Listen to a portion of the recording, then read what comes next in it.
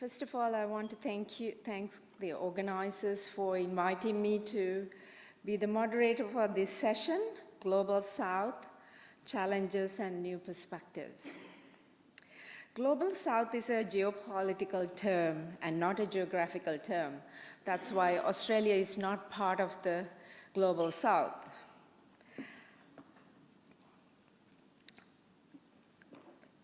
Countries within the Global South are playing an important role in the global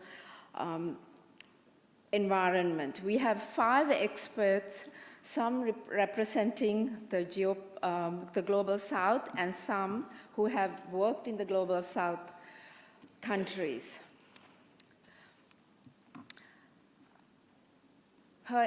His Excellency Luis Alberto Lacalle served as President of the Republic of Uruguay from 1990 to 1995. He was also a Senator and Vice President of the Senate. In 1993, President Lacalle was appointed a Knight Grand Cross of the Order of St. Michael and St. George by Queen Elizabeth II. He is currently a member of the Club de Madrid and the Carter Center's Council of Presidents and Prime Ministers of the Americas.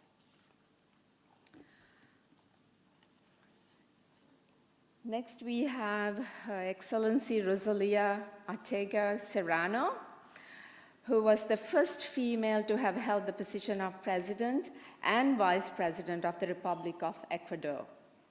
She was also the Deputy Minister of Culture, Minister of Education, and the former Secretary General of the Organization of the Amazon Cooperation Treaty. She's currently the Executive President of FIDA Foundation, a member of the World Academy of Arts and Science, a board director of the Library of Alexandria in Egypt, and the chair of the board of directors of the Panamazonia of Manaus, Brazil. She's also the advisor to China America Commercial Association of California. She has received numerous awards, Order of the Congress of Columbia in the Grand Cross, Green of the America Award as well, and the highest decoration from the Legislative Assembly of the state of Goiás in Brazil.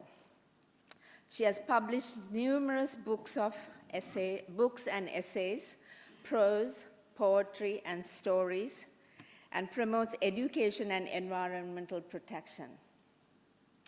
Then we have Her Excellency Professor Amina Ghorib Fakim, who is an academic, biodiversity expert, entrepreneur, author, and served as the 6th and first female president of the Republic of Mauritius. Professor Ghorib Fakim has received numerous awards for her contribution to science. L'Oreal UNESCO Prize for Women in Science, the African Union Commission Award for Women in Science, and laureate of the National Economic Social Council, to name a few. She also received the Trailblazing Award for Political Leadership from the World Women Leaders Council in Iceland. Professor Ghorib Fakim has been honored with the Grand Commander of the Star and Key of the Indian Ocean, and she's also a Fellow of the Linnaean Society of London, Islamic Academy of Science in Jordan, African Science Institute, and the African Academy of Science. She received the Lifelong Achievement Award of the United States Pharmacopoeia, CPAT Award, and the American Botanical Council Norman Farnsworth Excellence in Botanical Research Award. Then we have Dr. Jürgen Linden, who is the chairman of the Charlemagne Prize Directorate. He has been working as a lawyer, and he served as the Lord Mayor of the city of Aachen over 2 decades. He's an honorary citizen of the European Academy of Science in Salzburg. Dr. Linden was awarded the Golden Medal of Honor of the Dutch city of Maastricht. He's the bearer of the French Order, Grand Officier of the Order National du Mérite. Then Professor Daniel Nahon, who is a professor at the Institute of Political Studies of Aix-en-Provence and an honorary professor of the Institut Université de France Français. He's one of the best soil scientists specializing in tropical soils. He's also the chair of soil science and scientific advisor of the European ABOR and founder of the European Center for Research in Environmental Geosciences. Professor Nahon is also a member of the Brazilian Academy of Science. He also has published numerous scientific publications and books. So first, I would like to invite His Excellency Luis Alberto Lacalle to share his perspective on Global South, just a general. Thank you, Doctor.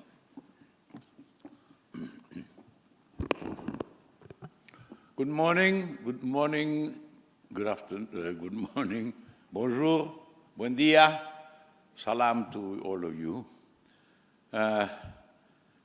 I'm afraid I'm not in agreement with the name of this part of the conference.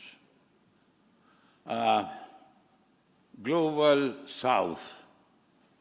I think it's another one more way of naming groups of countries. When all of you young people weren't born yet, we had three worlds. First world, United States and Europe. Second world, the communist Russia, China, and our satellites. And the third world, the rest of us. Then we had developed and not developed.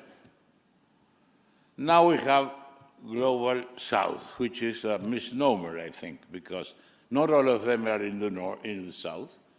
China is not in the South. And Australia is not in the South, but is geographically in the South, but not in the name.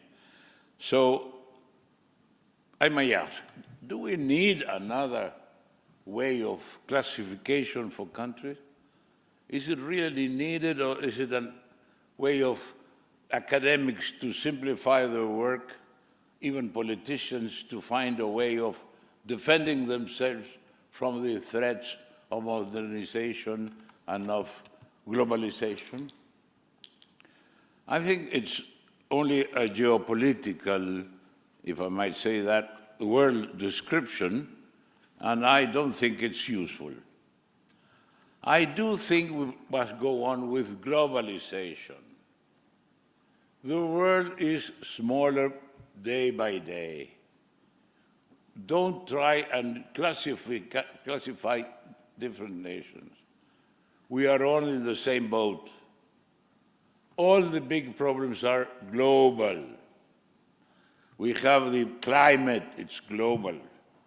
We have demography, even the countries that have too much people or not that amount of births as mine. Demographically, we have immigration. Migrations are a problem all over the world. Sometimes you look at the migrations in the Mediterranean only. But Venezuela has lost 5 million people migrating from Venezuela into the United States, but mainly in South America. Energy is a global problem. Even war located in Ukraine and Russia has global implications. What happened with grains? Because of the war, there was no harvest in Ukraine, there was no possible transportation of the grains, and there was hunger in Ethiopia. So we are in the same boat. There is globalization is still the best way, even for small countries like ours. We are much prepared to live in a globalization than in global south, global north, global east, global west, or any other classification. Of course, globalization doesn't mean that we do not take in account countries. Of course, even people that come from small countries like Rosalia and I, the two smallest countries in South America, we believe in countries, in fatherland and motherland. My family is the first area of my love. It seems a bit selfish. The world is too big to love all the world. So countries are the exact dimension of love and interest. But countries opening to the world. And I think the most important thing to address is trade. And trade must be global. Only freedom of trade can overcome the difficulties of poor countries. We must be open. Sometimes we see, for instance, Europe is a bit selfish, closing its borders to trade. We have difficulties of signing a free trade treaty between Mercosur and Europe. 20 years time negotiating. That's not serious. That cannot help anyone, but we are still negotiating 20 years afterward. Free trade and open possibilities of developing is the most realistic way of looking at the world situation.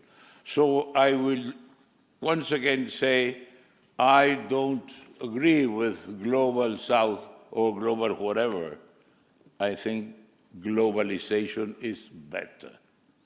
Of course, it's not easy because we have all these barriers of trade, but I think that through trade, which is a language between countries, you buy, you sell.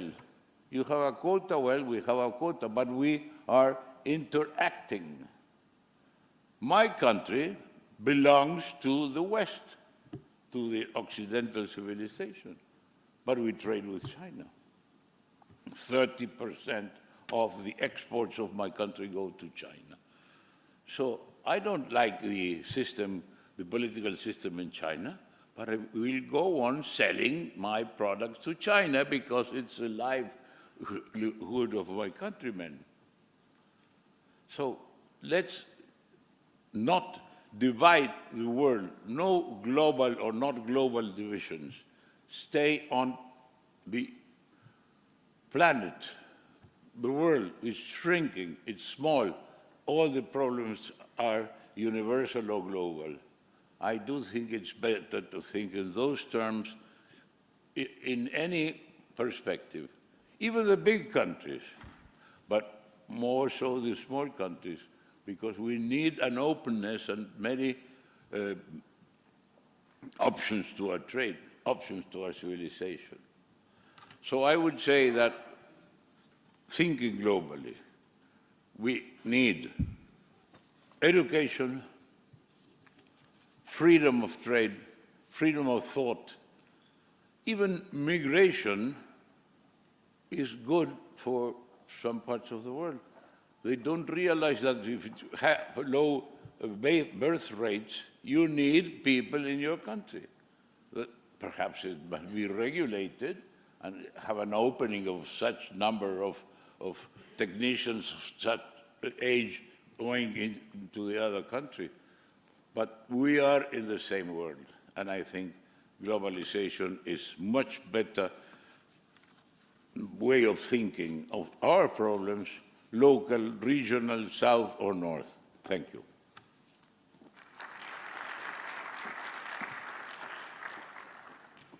Thank you. In September, during the United Nations Day for South-to-South Cooperation celebration, education and skill development was identified as a fundamental to achieving sustainable development goals for the Global South. I will still keep on using the term because it's the title of this session. I would like to invite Her Excellency Rosalie Arteaga Serrano to discuss education initiatives for the Global South.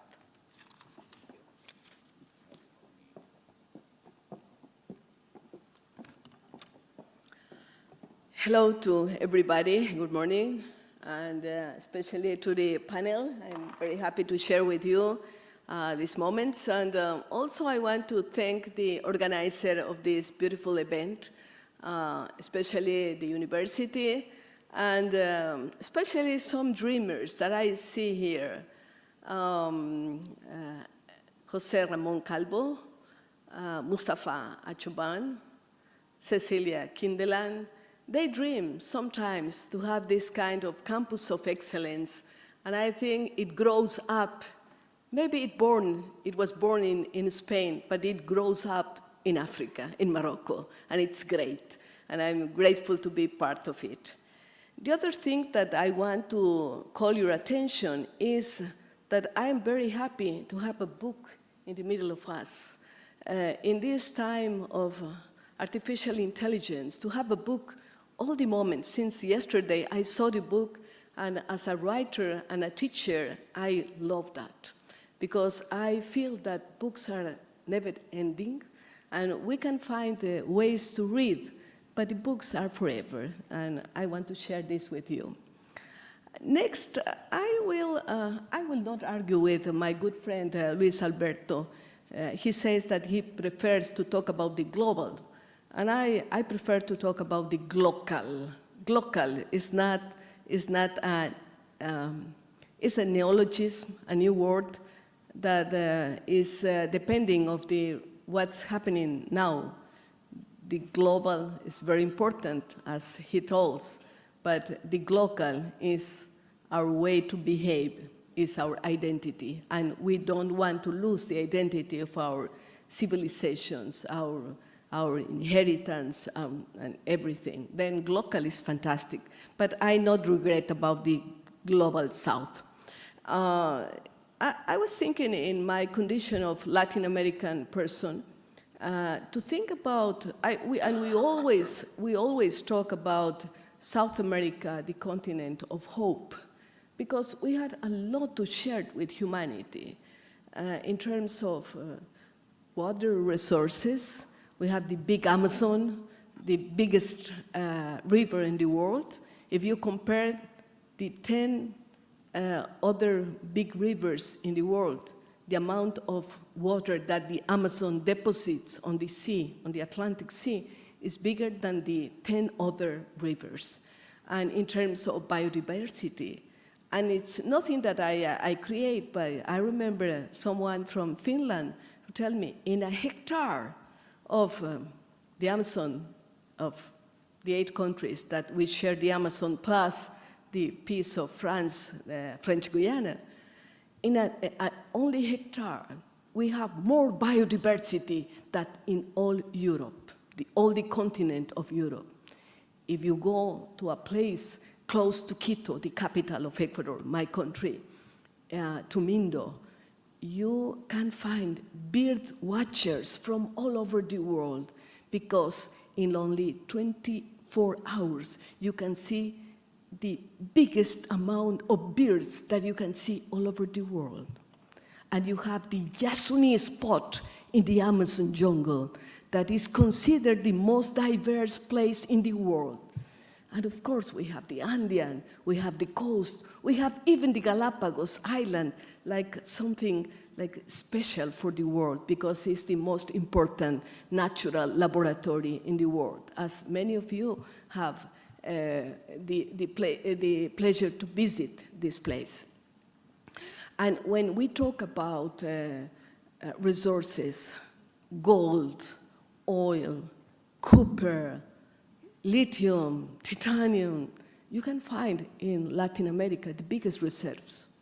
And also when we think about the diversity of the people, you can find a melting pot in each of our countries.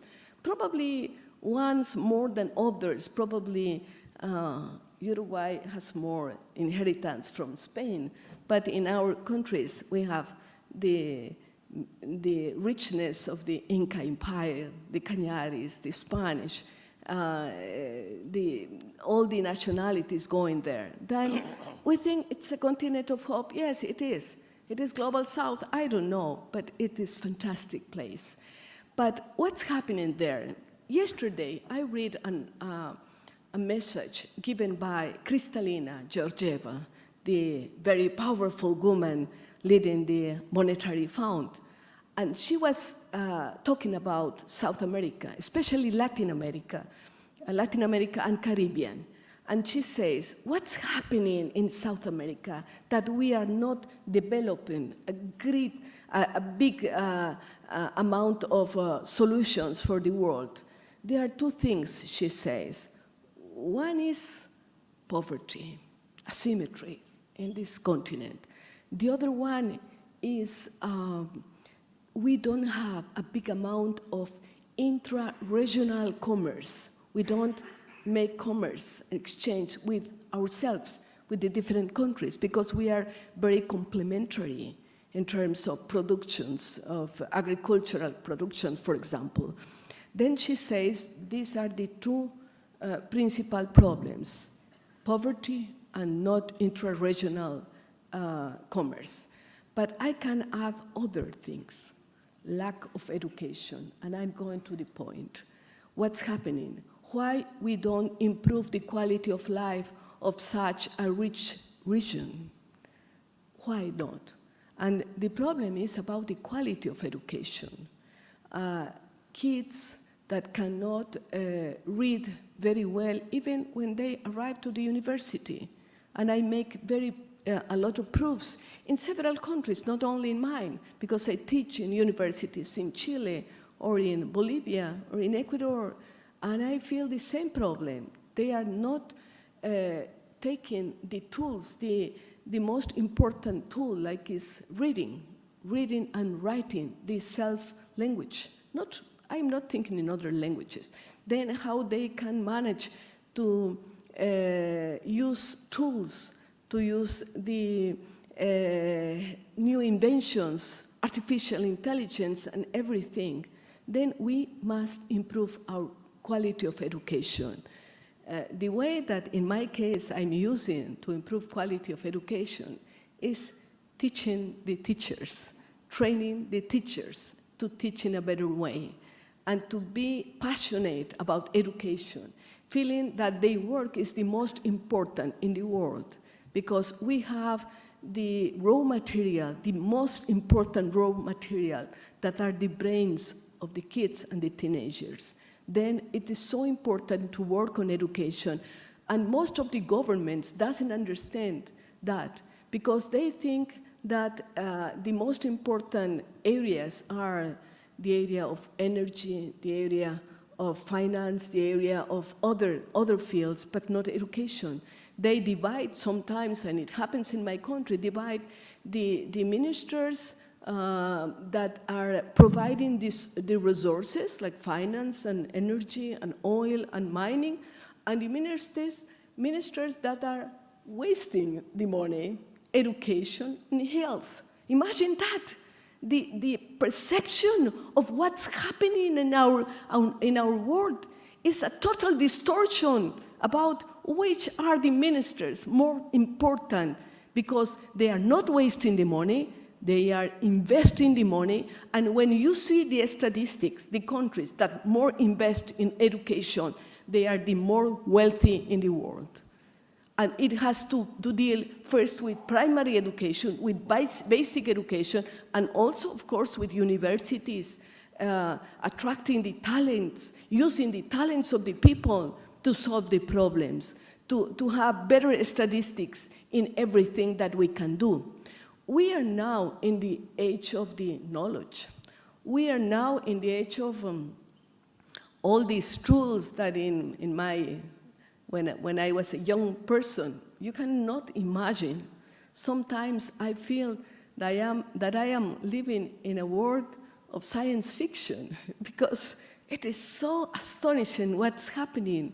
I write some book about science fiction, and I say in this time, most of the authors, they don't write science fiction because we are living science fiction. We have all these wonderful tools that are very close to us that we are using every moment. I remember, and I was telling some of the friends one anecdote about what happens in my own house, and I don't know how is it going to be in the future.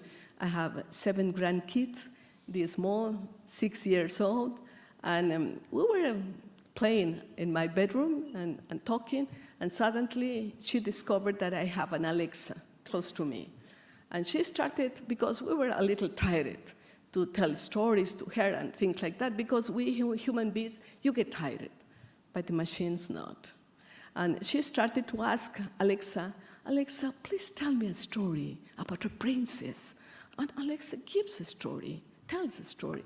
And talk to me about that and that.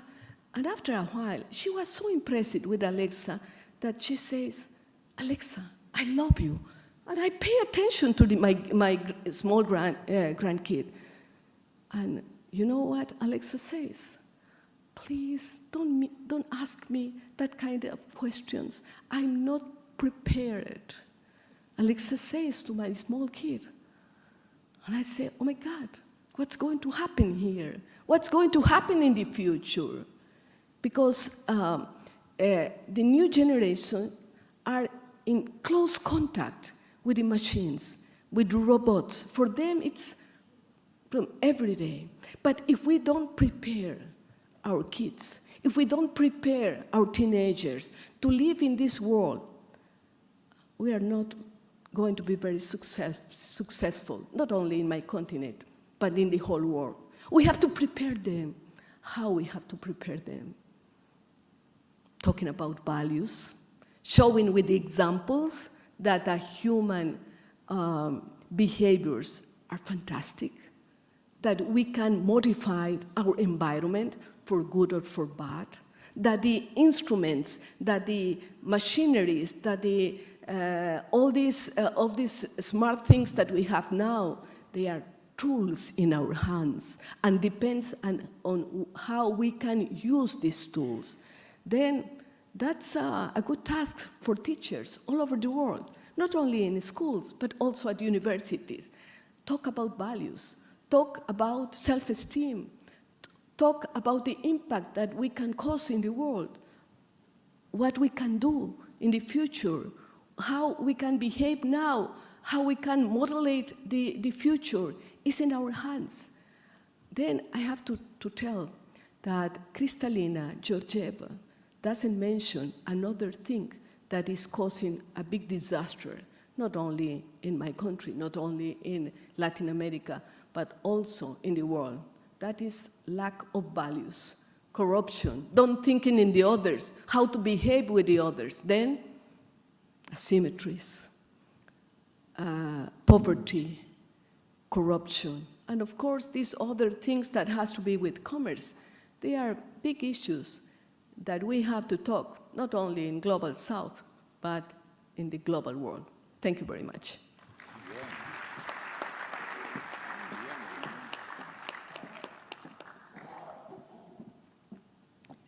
Thank you.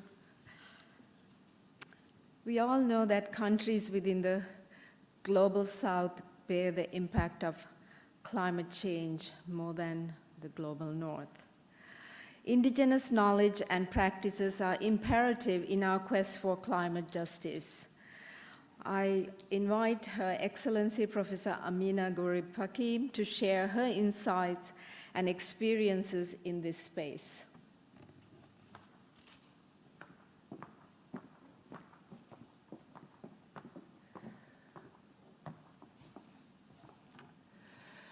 Good morning, everybody.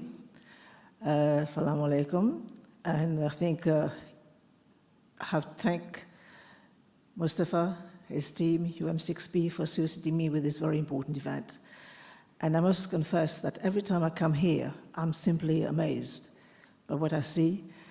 And it's a very good sign of good foreboding, because I think Africa, especially Morocco, is on the move. So again, congratulations to the leadership of this country and the leadership of this institution for making it happen and for making us all dream. Because we need to keep dreaming, we need to keep hoping.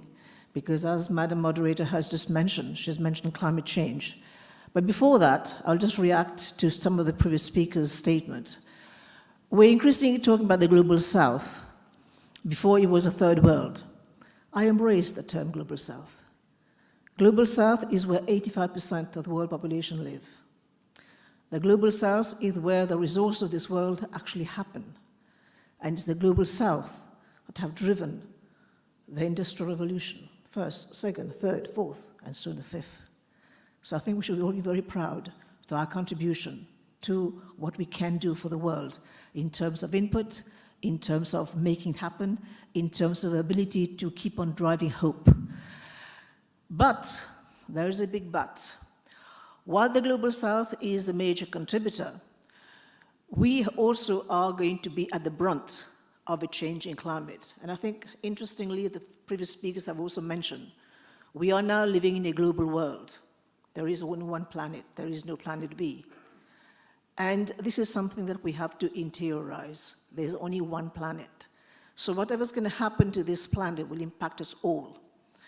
It has been said that climate change is now impacting the whole world, because now people are realizing it's also impacting the global north.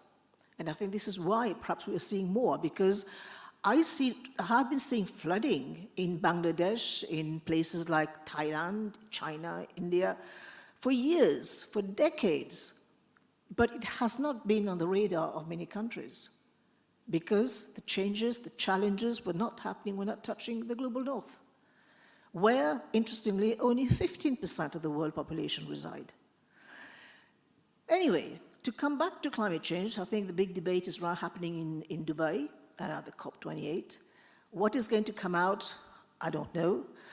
I think, to me, the COP, which has been successful in as much as it made a dent in the dialogue, has been in Paris, when we had the consensual agreement that everybody is going to contribute to make it a dent, to actually help bring down the 1.5 degrees, but I think this is lost now.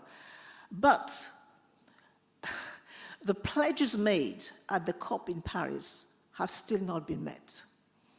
And I listened to the discourse by the past Prime Minister, well, the present Prime Minister, rather, of Barbados. And she refers to the London Underground.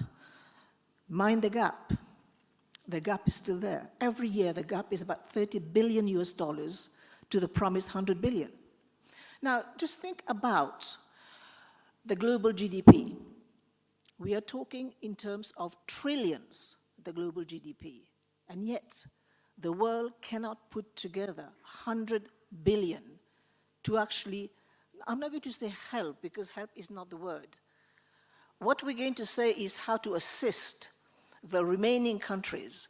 Why it matters, I will tell you. I will take it from the vantage point of a small island where I come from, Mauritius. Technically, we don't matter, because we only occupy, when I say the small islands, we're talking about the small islands in the global south, 1.4% of the entire planetary surface will be the small island states, and this is why my country actually appear.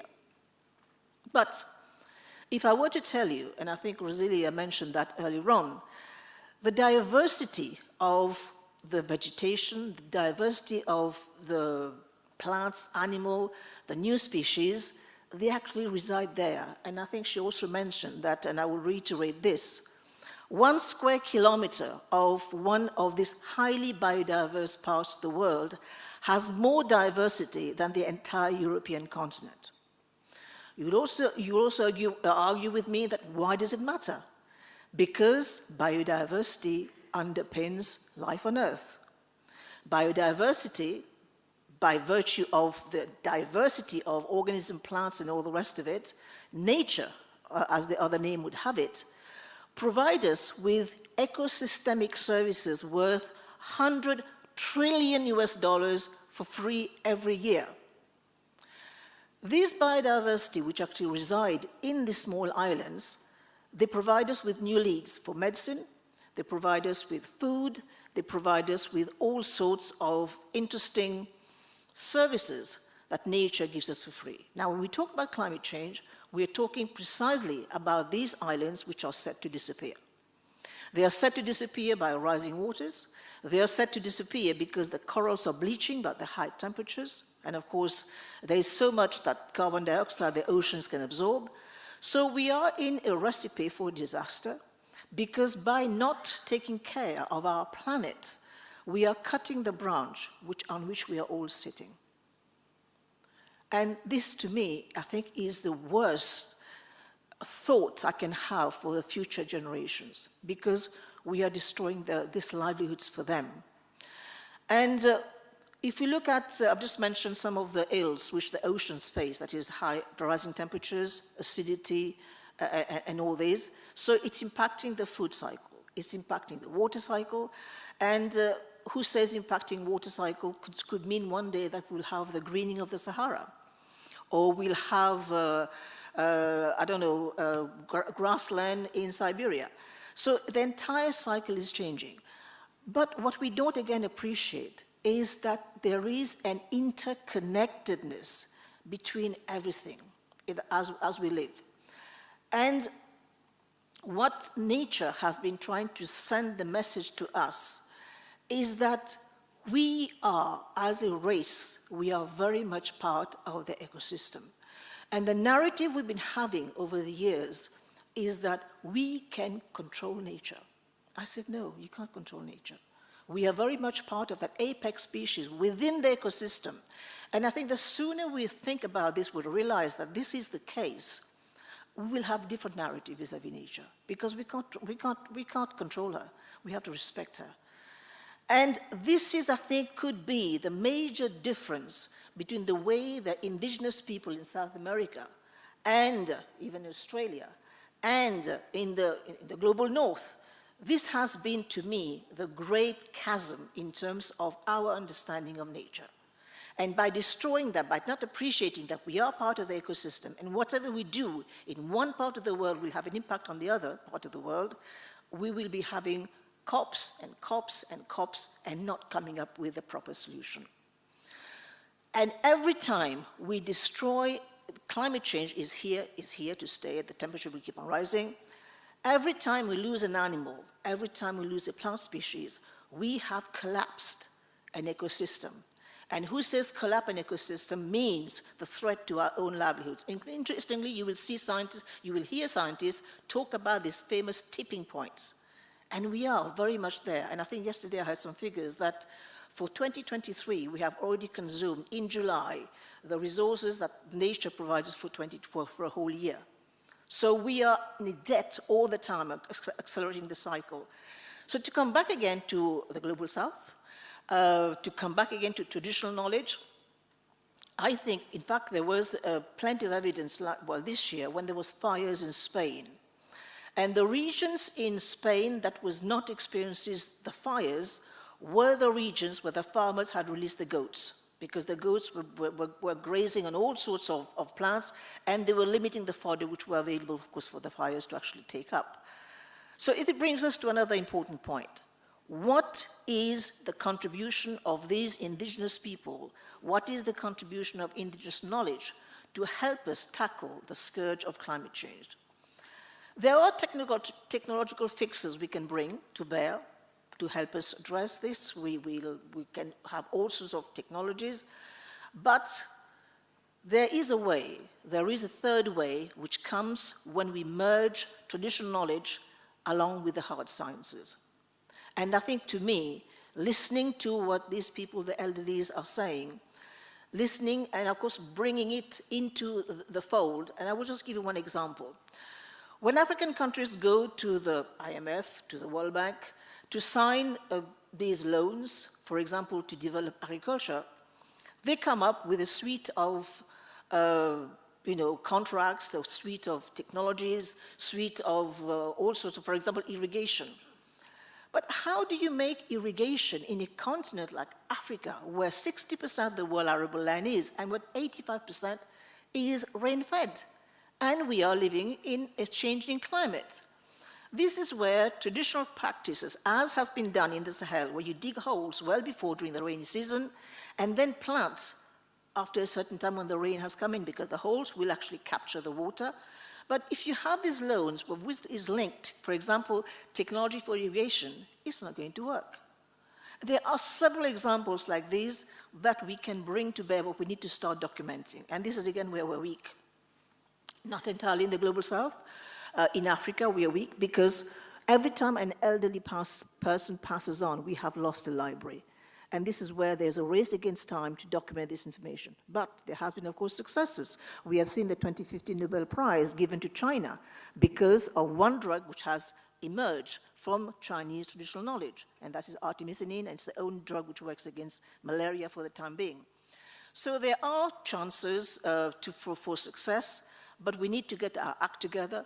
We need to recognize that climate change is real. We need to know that we are the biggest contributor of this. Nature doesn't need us. We are an expandable species. COVID showed us that amply.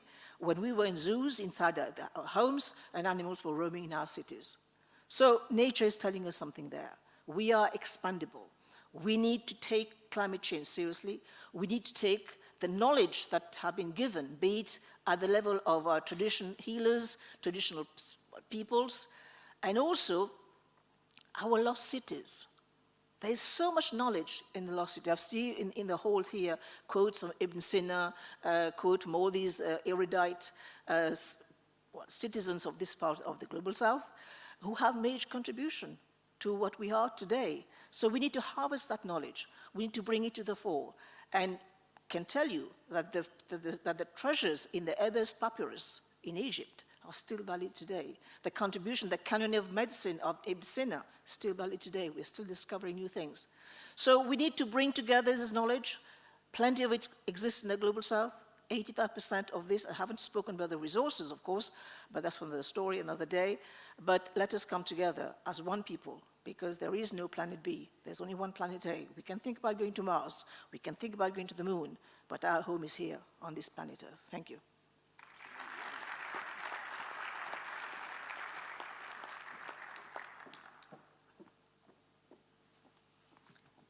Thank you. During the gala dinner, the US ambassador talked about coming together and collaborations, working together. Coming together and collaborating can help in overcoming obstacles and challenges that the countries in the Global South face. Now I invite Dr. Jürgen Linden to discuss his perspective on partnerships and collaborations for the Global South.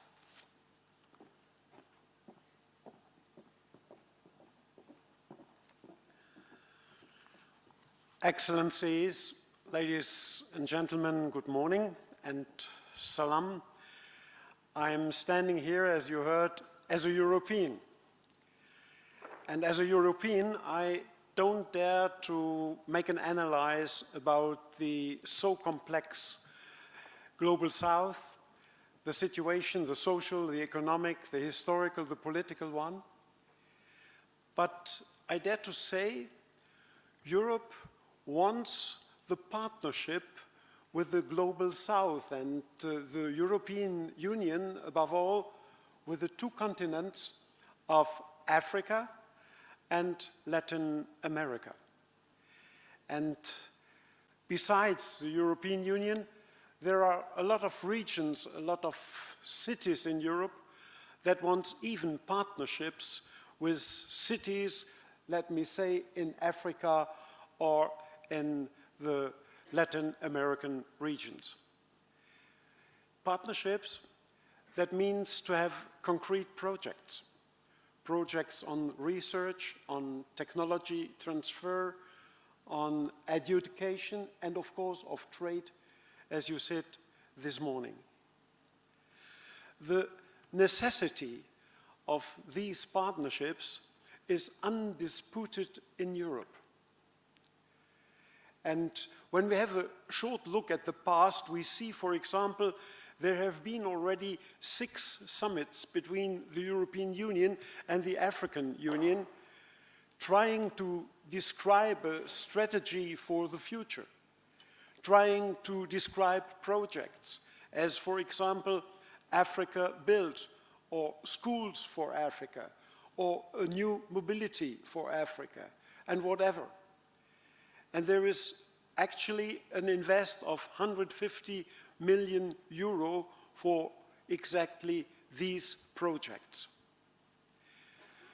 With Latin America, it's a bit more difficult. You mentioned it already. For example, the EU-Mercosur Treaty, still pending for, you said 20 years, at least more than 10 or 12 years, and without a decision actually in these days. But nevertheless, even with Latin America, there are some bilateral projects, EU and different countries in Latin America, projects between universities, projects between research institutions. There must be more, of course. But let me mention the aspect of Europe. Europe needs these partnerships, as Europe actually is stressed by 2 wars, without knowing how that will be ended. Europe is stressed by the bilateral and bipolar situation. That means by the United States on one hand and China, the trade with China above all on the other hand. Europe is stressed as well by the incredible efforts of Asian countries in technological progress. And Europe doesn't want to run behind.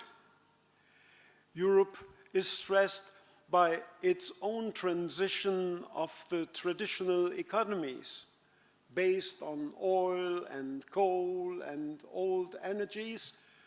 And now it's getting to a new deal, to new green economies, and that way is longer than we thought. And at last, Europe must look for growth. And as well, Europe must look for a financial balance of its own countries. In this sense, I think Europe needs partnerships. Partnerships, at least, to play a role in international politics. Partnerships to maintain its economic standards. And partnerships to be part of an alliance of humanity and civil values. We all have to respect different political systems. But frankly spoken, Europe is trustworthy. Europe has principles. And Europe is not imperialist in comparison to others. Countries in the global south, and we heard this from our friends of Latin America, are getting more and more self-continent. They know about their potentials, above all raw materials, natural resources, and human resources, energy, and above all, the potential of a very, very young population. And I think they are rightly demanding a stronger role on the world stage and greater respect for their interests. So, even in this sense, partnership would meet the interests of both sides. Partnership as equal levels with equal rights and obligations, but partnerships with very concrete projects.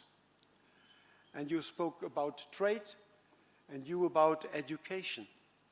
And I think we should focus just on that.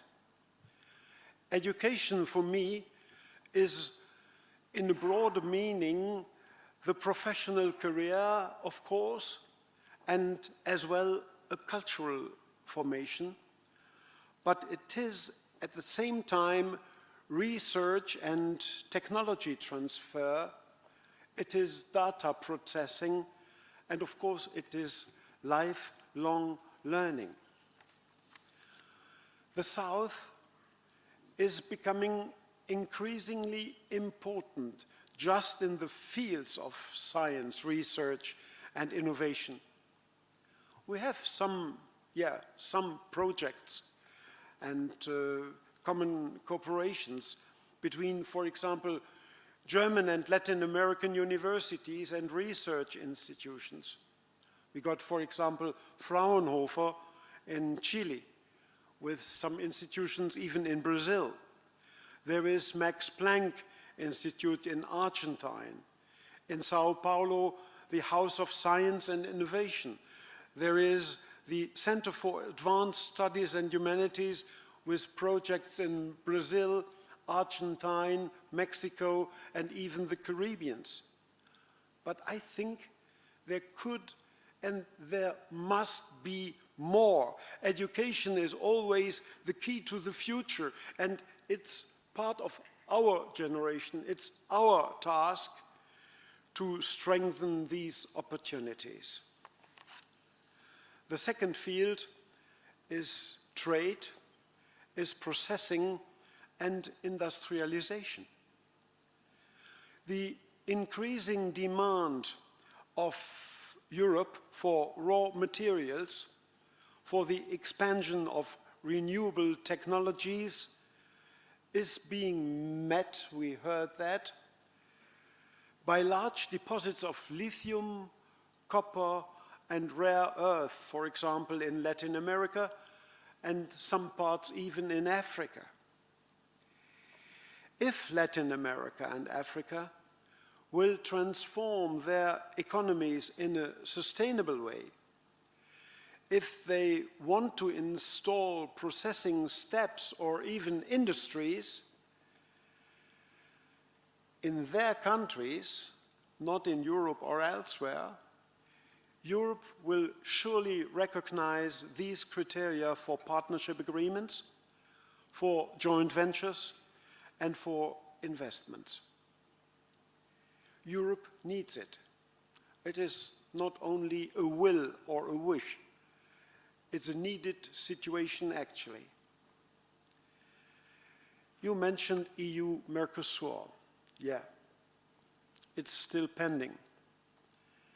And I think if this contract fails, nobody knows what this would mean for future architecture of political and trade relation between EU and the Mercosur and even whole Latin America.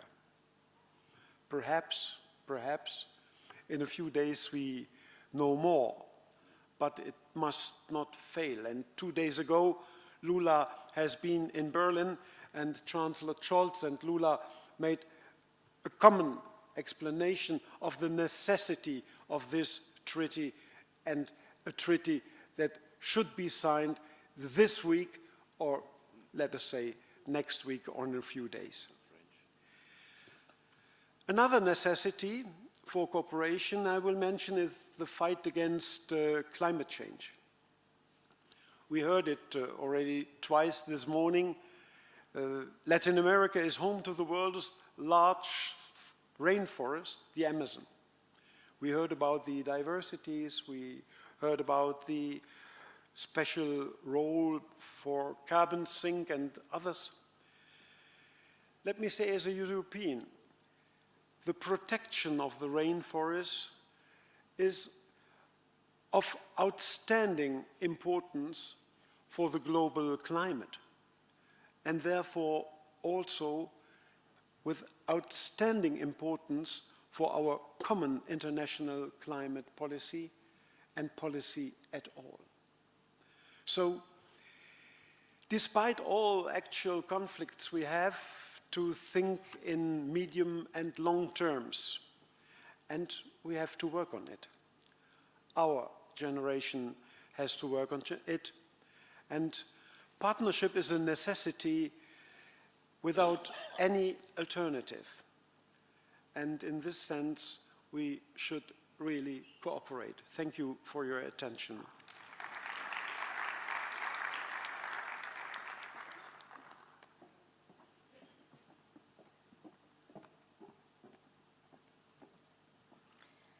All the speakers so far had mentioned about things that didn't work, mistakes made, and Professor Nehorn will continue with this topic and talk about lessons learned from the past.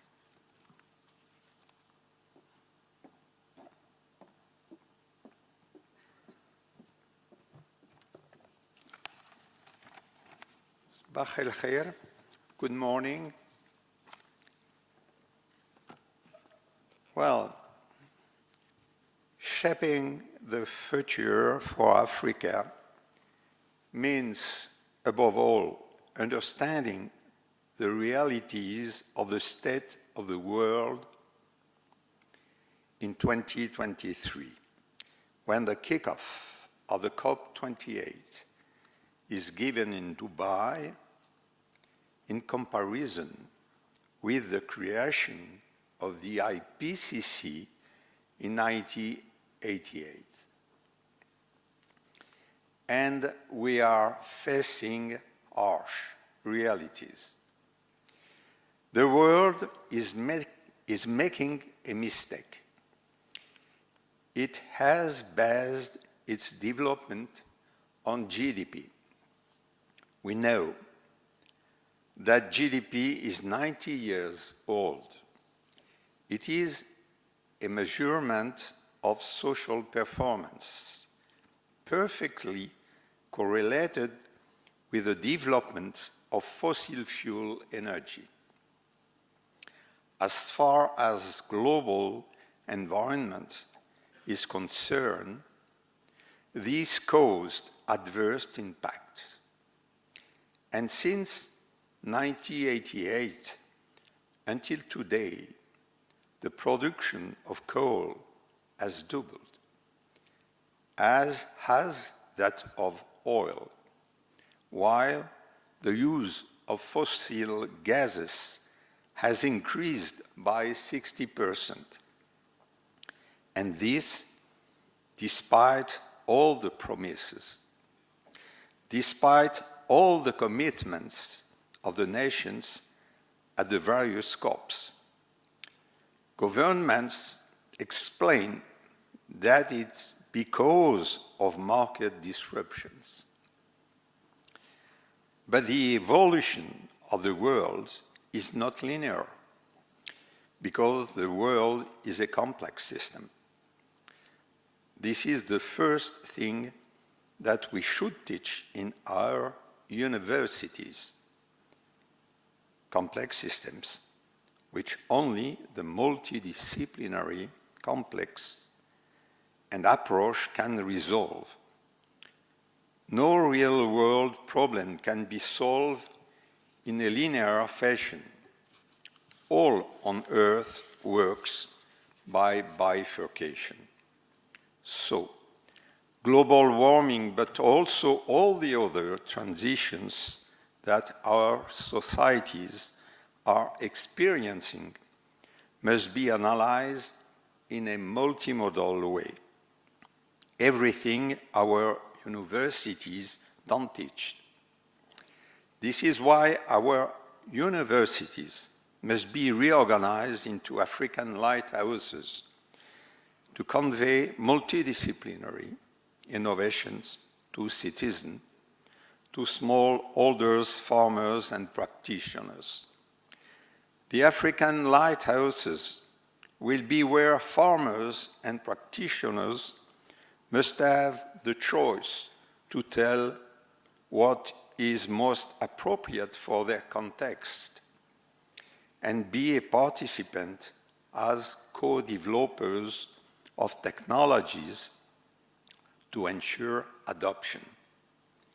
If farmers do not or cannot adopt it, all the investments will have no impact.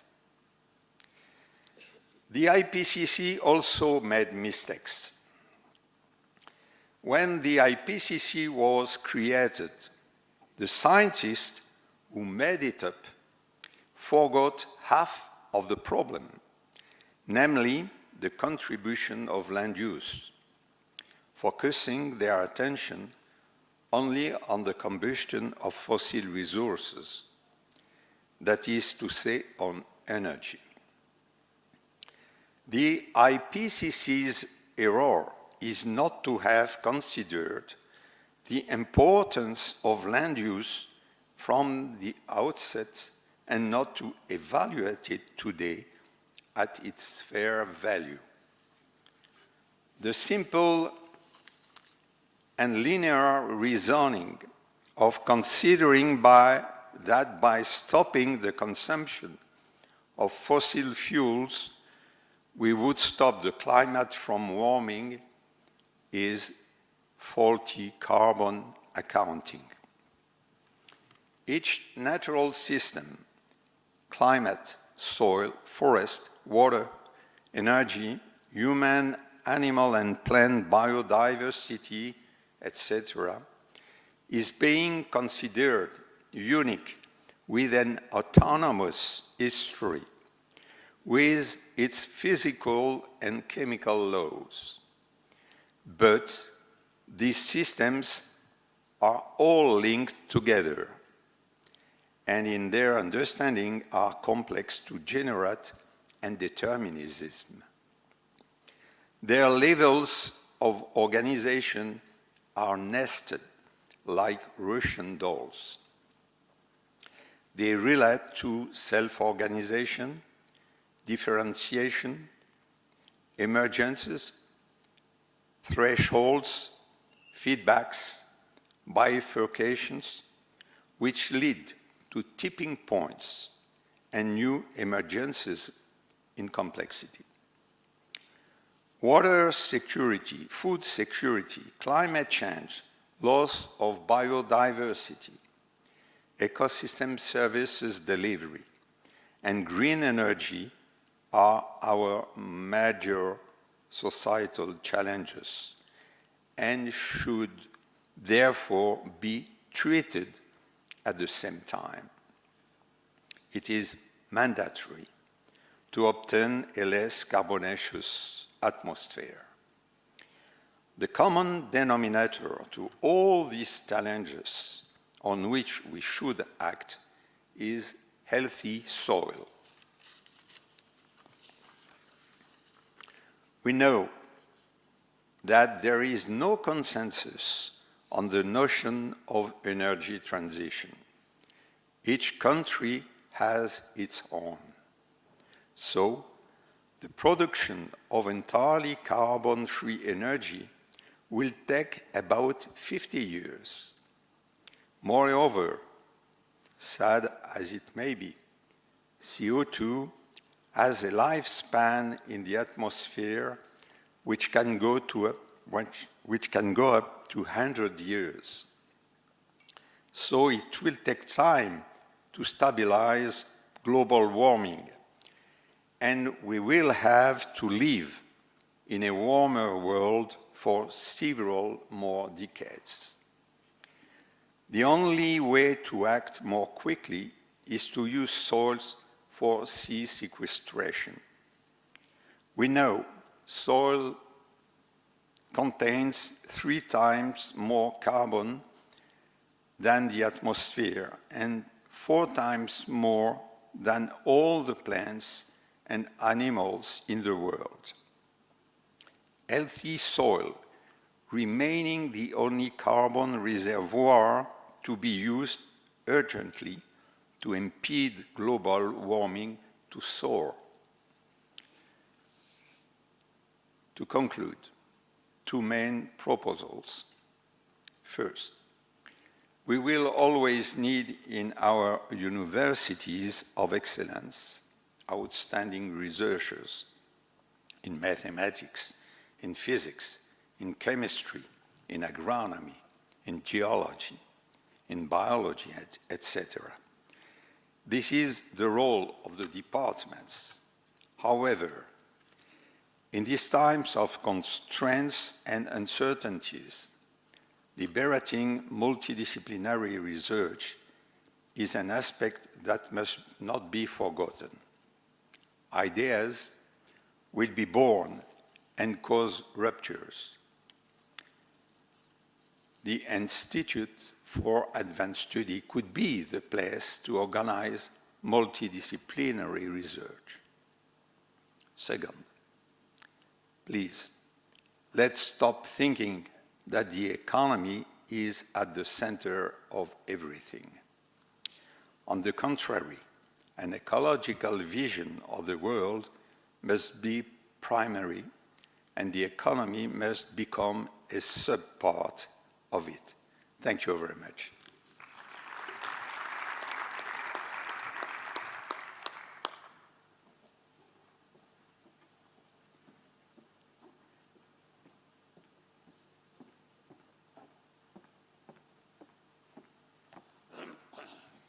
I want to take this opportunity to thank all the speakers for their insight and their perceptions.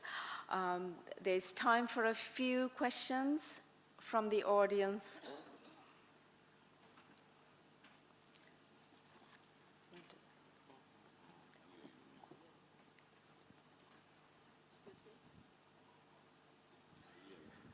Okay, yeah, I think she was first.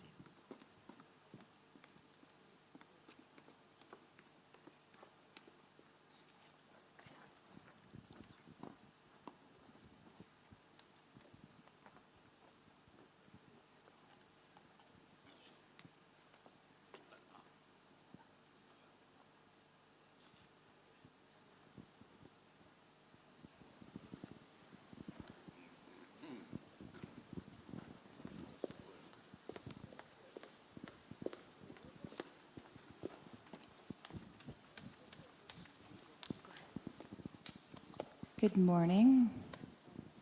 Oh, wait a second.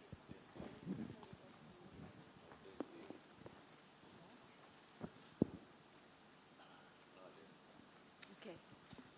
Good morning. Thank you all so much for being here. My name is Grace, and I'm a Fulbright English teacher here in Morocco. I previously taught in Chile, so I'm excited to see representatives of South America. A question I have for Professor Amina Gharib Hakib is what you said about the global north making up only 15% of the world, but unfortunately that we're not addressing issues related to climate change until it's impacted or felt in the global north. My question for you is, as we move forward, we're kind of in a reactive state of mind regarding climate change rather than a proactive position. So my question is there anything that you recommend the global north do to work towards being proactive towards climate change, or do you believe that it's too late to be proactive and it's all reactionary now? What can the global north do to be ahead of these problems as opposed to only reacting once it's felt in the global north? Thank you.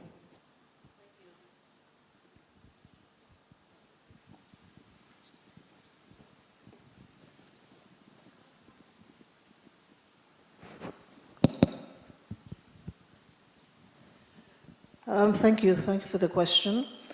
I think, first of all, I'll just caveat what I'm going to give is that there is only one planet, whether we are living global south and global north.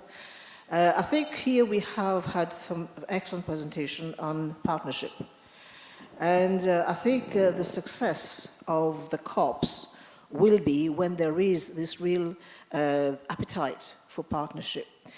And I think in COP 21, I think it was in Paris, this was when the idea of real strong partnership came in, when countries pledged to actually provide the funds. And it has always been perceived that these funds will come from the global north to help the global south. It's not the case, because what we are trying to do is to enable those countries in the south where they are expecting more disaster to actually help them get up to speed so that they can help tackle the issues. Now, why it matters, I'll just give you one small example. If you look at the electoral cycle in Europe right now, it's very focused on immigration. In this, there are, of course, migrants who are going to be economic migrants. there's going to be refugees, but there's also going to be climate migrant, right? And how do we tackle climate migration? Is to ensure that they have the support in where they are, where they can actually get into agriculture with the proper technologies, with the proper means. But I think globally we need to see that we should not be reactive in addressing climate change. We should be really being proactive through strong partnership. And this strong partnership will only happen, as I said again, I will reiterate this, when we realize that we only have one planet, we are very much part of the ecosystem. Whatever happens in Beijing will have an impact in New York, and it's happening at real time, real speed, because with technology, what's happening, we can see it in real time. So it's all happening, but I think we need to have this call for more investment and more partnership in places where it really matters, where will people, for example, to prevent this stream of refugees, the climate refugees, where we can help them stay in the place where they are so that they can tackle the problems there and then. That's it, thank you.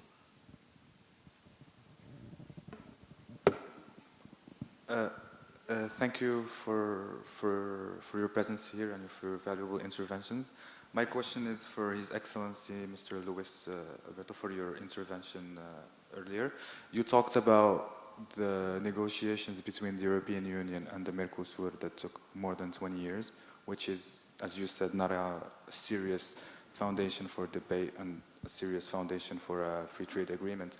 My question regards the benefit that Latin America in general would get from this treaty, as we know that these countries actually can access South markets pretty easily, while if you try to do the opposite, it's much more complicated. It can be through the length of the negotiations, can be through non-tariff agreements. So my question is why and how and is it beneficial for South countries to actually engage in free trade agreements based on an equal, a completely equal approach? Thank you. Voilà, voilà. If I understand your question is about trade, because I don't hear very well. Yes, I think the relationship between countries are relationship of power. Military power, cultural power, geopolitical power. And I think if you search for the right way of connecting countries between them, is trade. Because it's the only common language of communities. Since the beginning of history, trade, the Phoenicians, the beginners of trade in the Mediterranean, the Roman Empire, the Greeks, then the Venetians going all over the world, the Chinese. So I think that, of course, as I said, we are in a global society, and problems are global: climate, energy, health. With COVID-19, we saw health as a global problem. But which is the easiest, well, I won't say easiest, but the most practical way of connecting the world? It's trade. Because natural advantages will help countries that have those advantages. For instance, between Argentina, Uruguay, Paraguay, and south of Brazil, we can feed 600 million people. One of the best places to grow your crops or your husbandry of cattle. But we don't have the entrance to the markets. We have, from the European side, the common agriculture policy. We can't compete with the treasury of the European countries. We can compete with the farmers. So food, which is essential, is not freely traded over the world. Energy.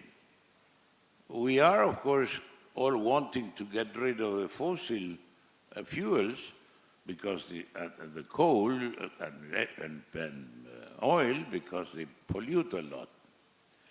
But let all countries generate their own energy and let all countries sell energy as we do in South America. In South America, we have a common market of energy. Between all the countries of the southern part of South America, we have one single energy connection. We are working with German universities with hydrogen, the new green hydrogen, or whatever you call it, this new way of converting water into energy. So I think that free trade, open to, or the freest you can find, because sometimes it's very difficult. As I was mentioning, we have been in excess of 20 years negotiating one treaty between Mercosur and the European Community. The other day, President Macron announced that he was coming over to Brazil.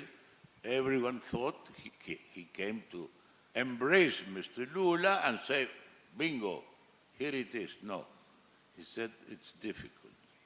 And I think it will be impossible, because you need 27 countries to agree after the signing. And Ireland and France and Poland won't sign anything in the sense of food and cattle because they have their own interests. The Amazonian pseudo-coal program is an excuse. They don't really want to sign. Some of the countries, Germany, England, when it belonged to Europe, were all pro-free trade. I know I say it's the solution, but I mentioned the difficulties or the obstacles. But trade doesn't have color or smell. Money is the same in China as in the United States and in Ukraine and Russia and in South Africa and in Morocco. The language between countries is trade. And trade brings prosperity, work. The free trade of everything would be the ideal. Life is not ideal, but to approach the ideal world, I think we should promote trade mainly. Perhaps I may add two remarks to your question from the European aspect. It's right that there are, above all, European interests who are the reason for this long negotiations and the not signing of the contract till now. There is first, as the President mentioned, France. France is always protecting the own agriculture, and so trade with countries that export agricultural products is a question for the French farmers. And in this way, France is always rejecting the signature of the treaty. The second is, let me say, the ecological aspect. We spoke about the importance of Amazon and the rainforests. We didn't speak about the agricultural industries within the Amazon. And the green line of European, let me say, of European Union philosophy in politics is that ecological aspects developed in Europe must be criteria for every treaty negotiated. So there is, on the other hand, the question of Latin America, whether these criteria could be signed or not. And within the aspects of these ecological line is the question of sanctions. That means Europeans had the idea that by damaging these ecological lines, sanction has to be paid or sanctions follow. I understand, I really understand that on equal levels of partnership, this is not possible. But there are parties within the European Parliament, above all, who ask for that and are they demanding that. So there are even problems on the European side that this treaty has not yet been signed. I want to add something about the Amazon. A lot of people think that the Amazon is an empty space, and it's not an empty space. More than 40 million people live in the Amazon jungle. And it's important to think about the quality of life of people in the Amazon. It's not possible only to say, don't touch it, because many people, and scientists even, says, don't touch the Amazon. But what happens to the people living there? And what happens with the economy of our countries that depend a lot on the resources of the Amazon? Most of the oil is in the Amazon. Most of the gold is in the Amazon. Then we have to take care and to protect the nature, of course, and we agree with that, but we have to think about what are the needs of the people living in the Amazon. Then when it's about trade agreements, we have a different experience. In the Andean countries, we already signed free agreement with European countries, and it's working very well. But in terms of some diversity, we have to protect it, but preserving also quality of life of people in the Amazon. We have time for one more question. Yes. Hi, my name is Khalid Maxim. I'm actually a Fulbright Fellow here in Morocco. And I hear actually different messages here. So some people are putting some blames on basically the North for not taking responsibility. Others are actually mentioning corruption, for example, lack of education as major handicaps for the South to move on. When I go to the supermarket in the US, lots of the products I see there are actually from South America. And my question here is, why, if really, really you take the South as this is how we should be, how we should go, why are you always looking at Europe to trade with Europe, trading with Europe, being successful in getting this treaty with Europe, exporting to Europe? The war is not Europe. There are many, many countries in the South. Why you are not looking at exchanging things between each other? What's the handicap there? I want to answer because I said something about that.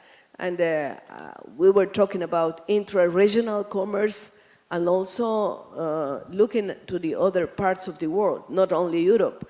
Of course, for Latin America, commerce with United States is very important because it's very close. Sometimes we feel that we are in the backyard of the United States because the United States is not paying enough attention of this big market of almost 700 million people. We live in South America, Latin America, and the Caribbean, and it's a big market. But of course, China is a really big player in this world, and the commerce between South America and China is increasing, not little by little, big by big, because it's growing very fast, and investments, as it happens in Africa, the investments of China are very big also in Latin America.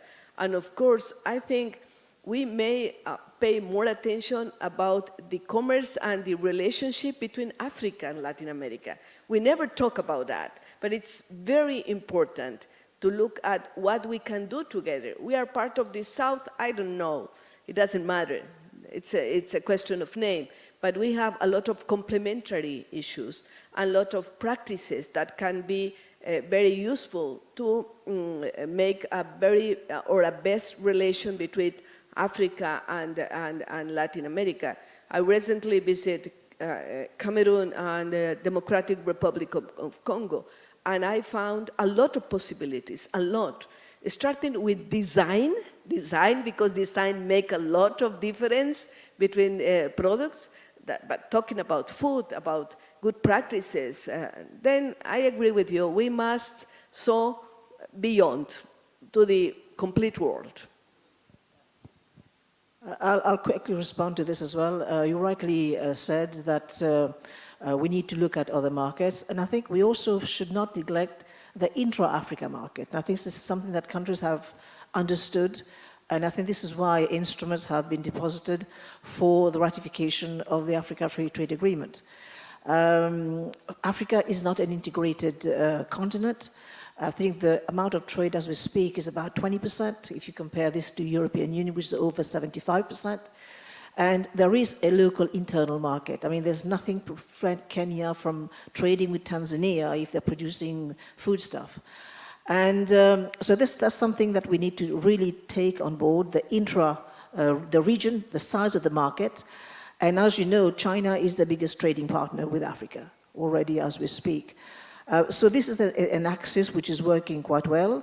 And the other thing that President Luis has said is that we need to increase trade, but there are so many barriers, and I think have been said already, whether it's tariff or non-tariff barriers.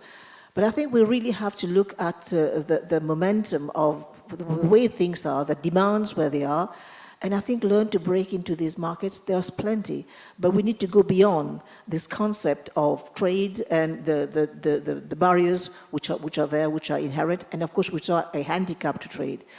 But there's something else which has been said earlier on, is that the way we focus, we work out our GDP, we are still focusing on extraction.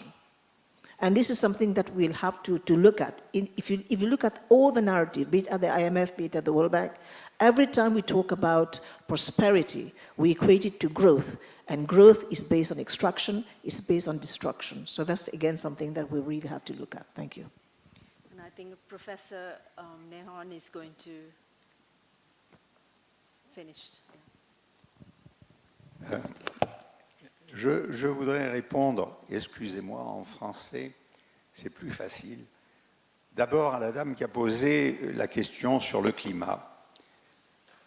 Il faut prendre conscience qu'il n'y a pas de Global South dans le climat. Il y a un hémisphère nord et un hémisphère sud. Et il y a toujours ce qu'on appelle une bascule et seesaw glaciaire entre l'hémisphère sud et l'hémisphère nord. Aujourd'hui, l'augmentation brutale des températures dues aux actions anthropiques est en train de changer le climat d'une façon irréversible. Les cellules de Hadley qui sont à l'équateur sont en train de ralentir. Le Atlantic Meridional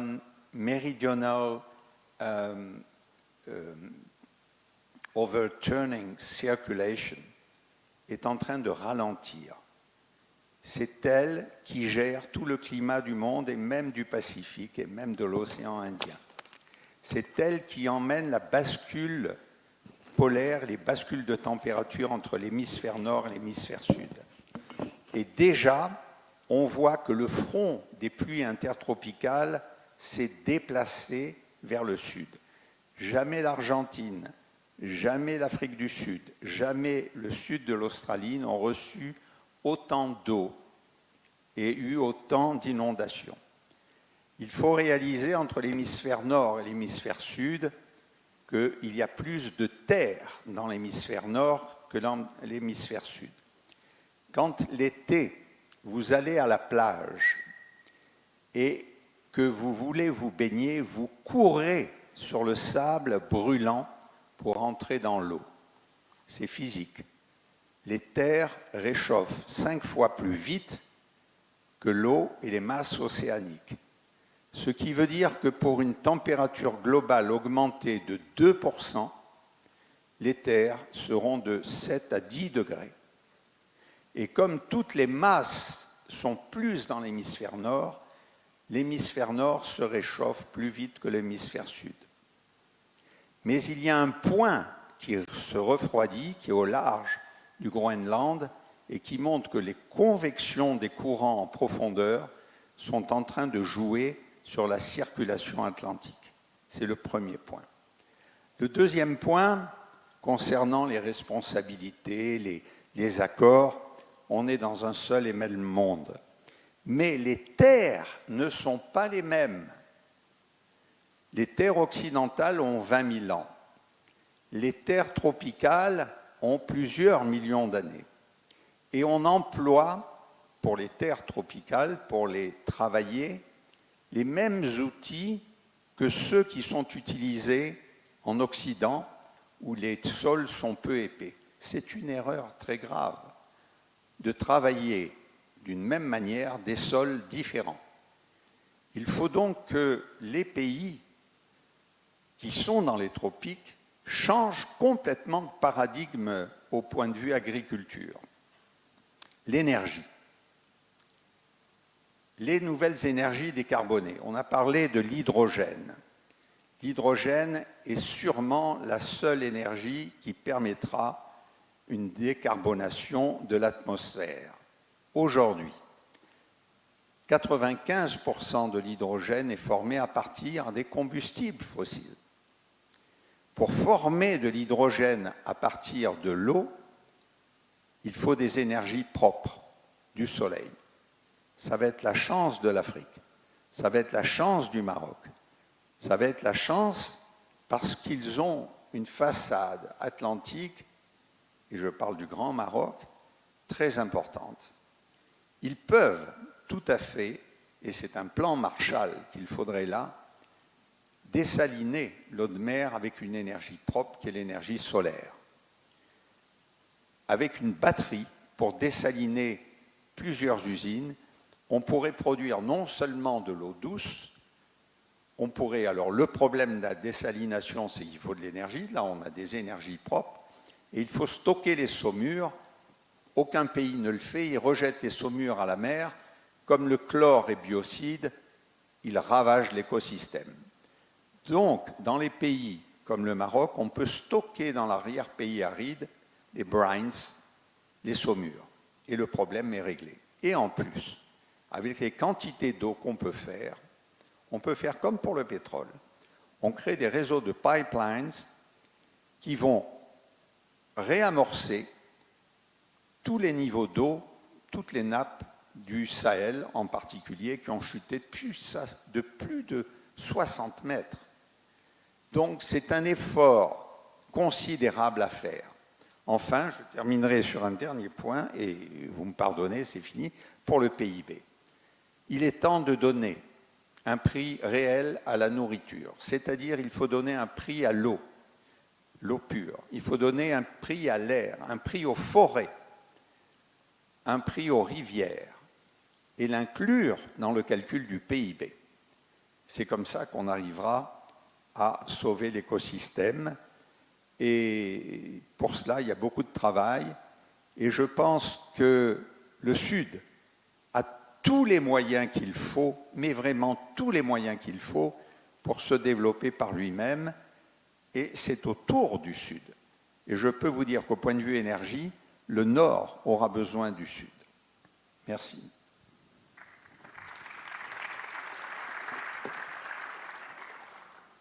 Thank you. Please join me in thanking all our speakers who did a tremendous job.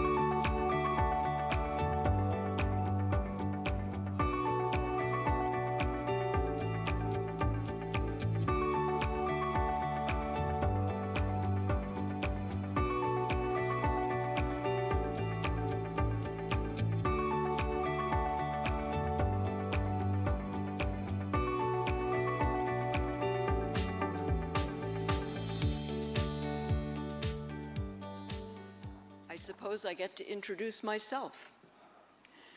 I am Marsha Ivins, and I have to say, after listening to the speakers this morning and yesterday, I am honored and humbled to be in your presence. And thank you to Mustafa and the university for bringing me here.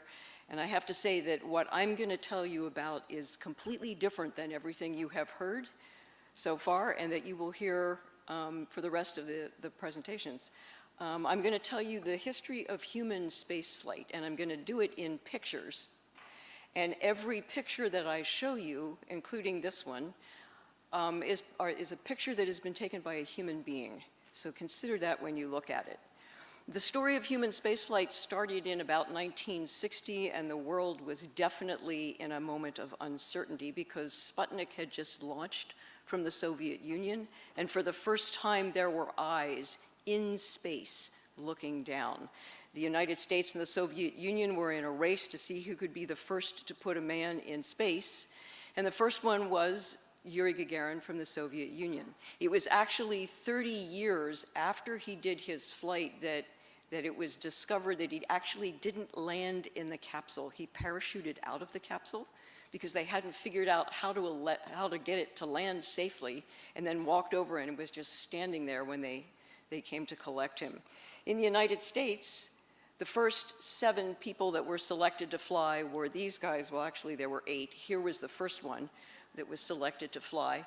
And in order to send people to space, we were going to stick them on top of in a little capsule, that's the size of it, on top of a ballistic missile, and then launch them into space and hope for the best. Alan Shepard was the first American to actually do a suborbital flight, and you can see he doesn't look too much different than the monkey on the first flight. And this is the ballistic missile that they put him on, did not get all the way to orbit. John Glenn was the first American to actually orbit the Earth, and that capsule, when it came back, lands in the water, and then they are picked up and rescued from the water. So that was the Mercury program, the first one. Second program was the Gemini program, and we're now on our way to the moon, but we're doing it by building up the capability in order to do this. The Gemini rocket was larger.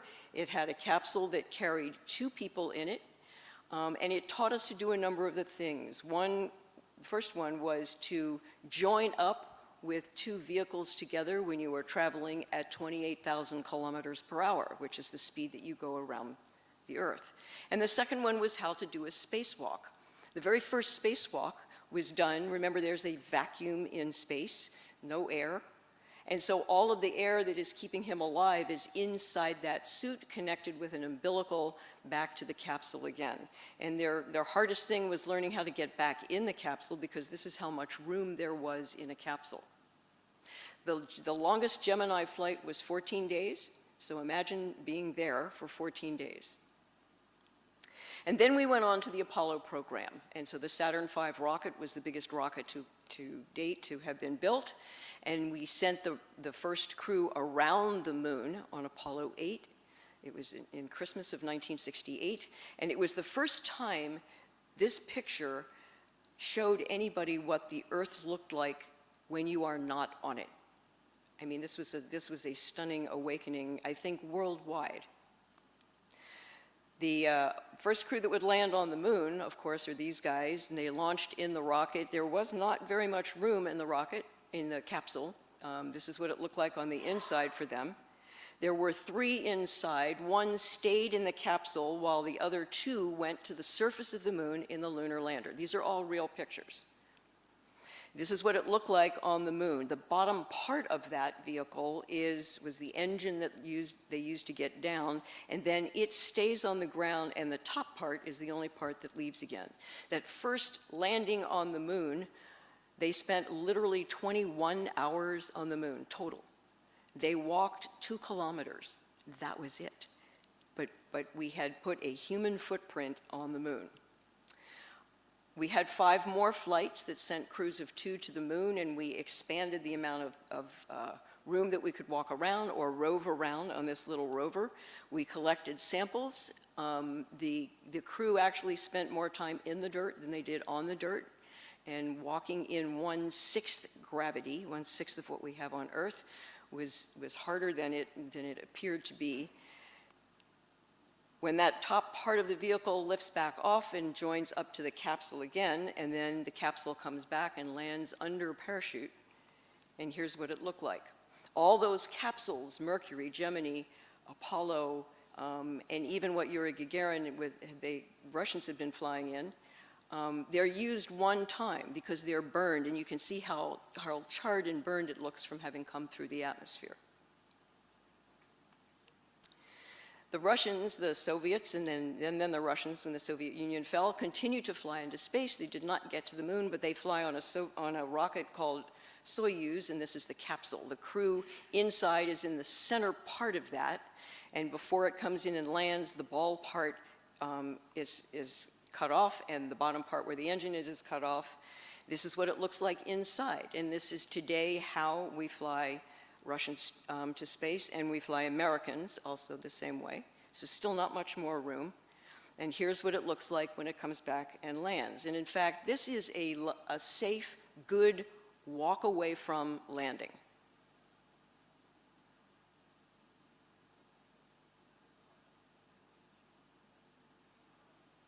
That's a good one.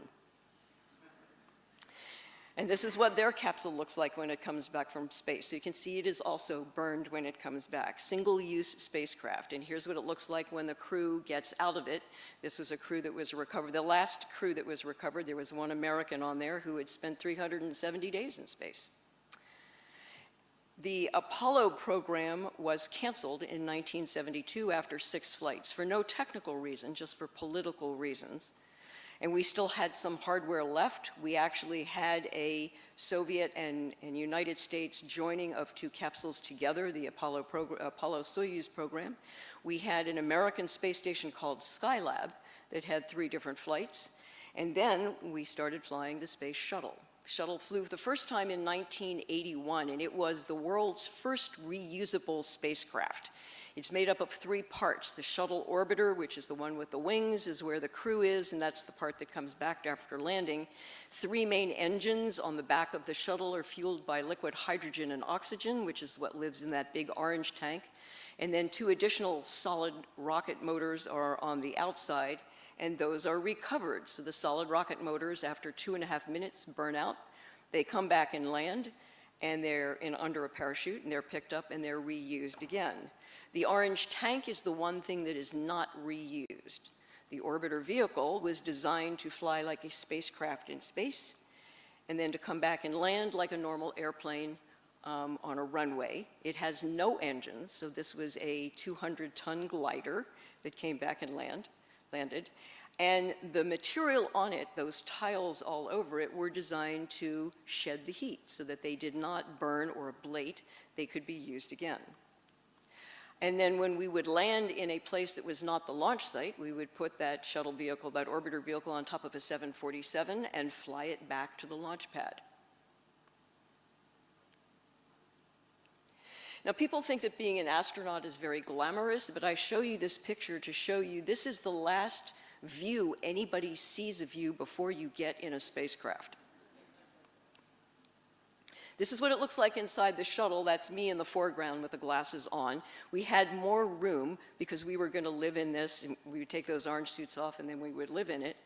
And here's what it looked like on the outside. Now, we're in the part that has the windows, and that has pressure. The whole back of the shuttle cargo bay would be open, and then we could take things to space and deploy them in space. We took a number of things like satellites, communication satellites, experimental satellites, and the one that most people remember is the Hubble telescope, which launched in the cargo bay of the shuttle.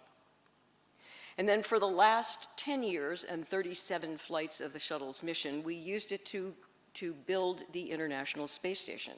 And it was built like, if you've ever seen a Tinker toy, it's got a node that has a hatch and or a place where you can connect on either ends, and then 4 around the circumference, and that's exactly what we did. We put this node onto the first Russian module, and now we can connect something on the other end and 4 around the circumference of it, put on another Russian module, and then we showed up and put on the US laboratory, which is what I did, actually. I put on that piece, very proud of that.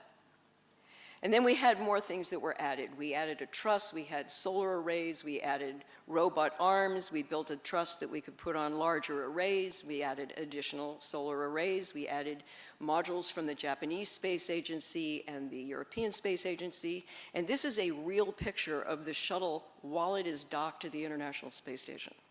And how did they take that picture, you may ask? The Soyuz capsule backed away and took a picture because that's real.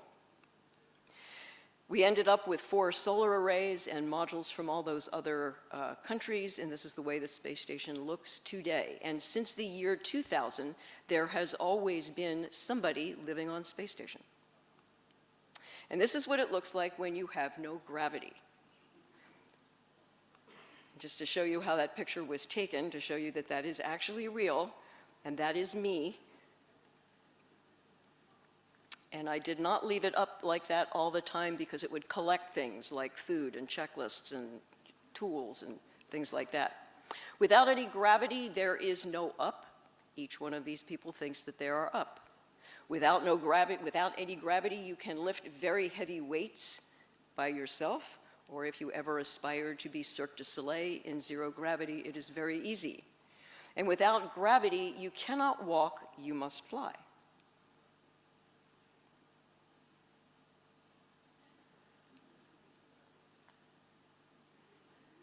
Now you notice you never see them stopping, because in order to stop, you must crash into something.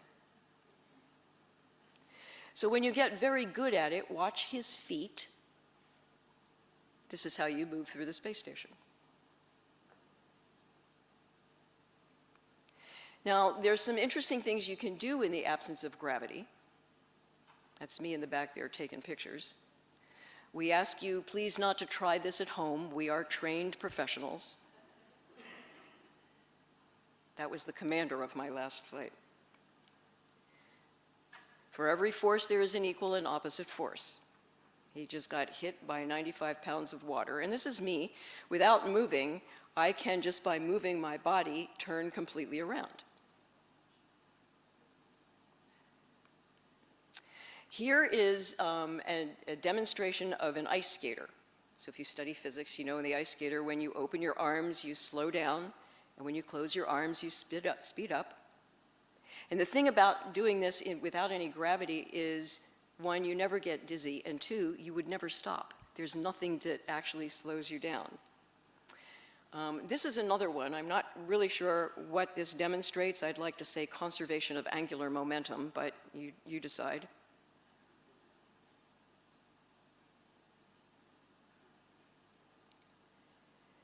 And now he's trying to do the same thing I was doing, but men just can't get that hip action going. It's not quite right. Now, if you've seen people floating around, but if you want to stay in one place and work at a workstation, you need to restrain yourself, because just the touch of your finger on a keyboard would float you away from your workstation. And so all over the space station right now, there are these loops you can slide your toes into, and that holds you in one position so that you can work with both hands. Or you can just loop your toe around something if you want and hold yourself in place. This is a ball of water. And in the absence of gravity, surface tension is the strongest force there is, and it holds the ball of water together. This is a ball of orange juice, which is much more photogenic. And I show you this because this is coming up later. In order to drink, you put water into a bag, and the bag, that silver bag, has something in it, a powder, and it's marked, whether it's juice or coffee or tea, and you rehydrate that powder through a water dispenser, and you stick a straw in it, and you drink. And the straw has a clamp on it, because without any gravity, when you start water coming out of a straw, it keeps coming. So there's a clamp, and so learning to drink is its own education. We have no refrigerator, we have no oven, we have no way to prepare food, so food is already cooked, and then it has either been thermostabilized or vacuum packed, freeze-dried, and then we have to make it into food again. So these freeze-dried packages of food are then rehydrated in a water dispenser that can put in hot or ambient water. And then there's a little oven that just warms it up. And you don't get a plate or a knife or a fork. You get a spoon and a scissors. And you cut the top off of your package. And then you can dig your spoons into the package to eat.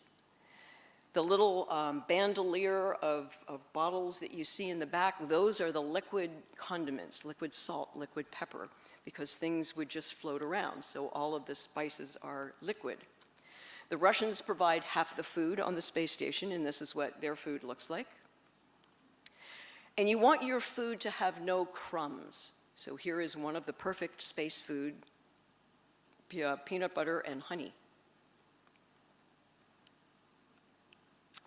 This is a piece of meat. It has been already cooked, and then it's been thermostabilized. And so you put it in an oven, warm it up, you cut off the top package, part of that package, and then you just sort of roll it up, and you can hold it like a popsicle and eat it, and that's the vial there of liquid salt. Here is a crew on board the space station having a meal, and now we send up condiments in tubes, so you can have garlic paste and anchovy paste and things like that, and so the crew cooks in space by taking their foods and putting them in a bag and stirring various things into them. Every 4 months or so, a cargo vehicle arrives. And when the cargo vehicle brings new supplies and clothing and experiments and things like that, but they also bring fresh food. And this is the only time a crew on board the space station who is staying for 6 months or a year gets to see fresh food.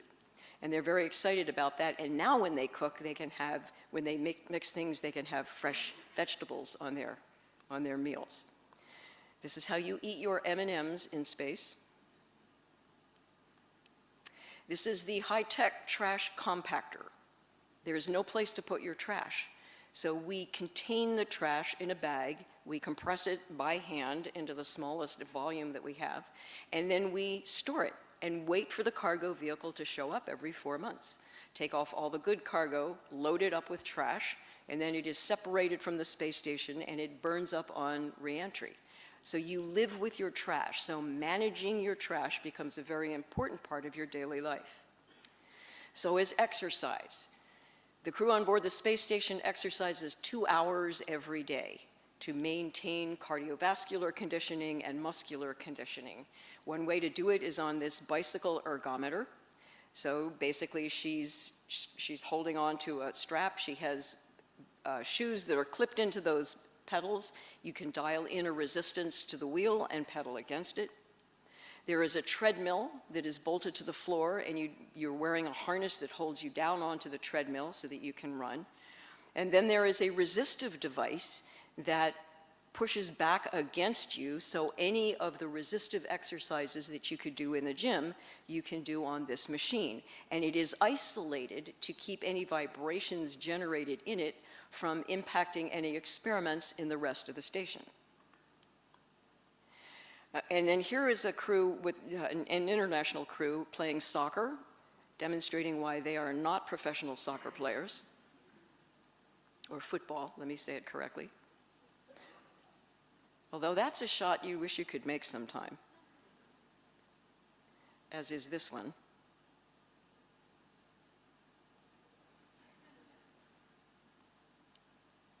The crew doesn't work all the time. They get some recreational time. And so here's a crew actually watching a movie. So they've stretched out a portable screen. And the movie theater, the movie houses now send up first-run movies to the crew so that they can watch them. So they're all gathered around with their drinks and their snacks. And I looked at that, and I think they're watching Top Gun because, of course, they're watching Top Gun. So here's how you take a bath. Remember the ball of water?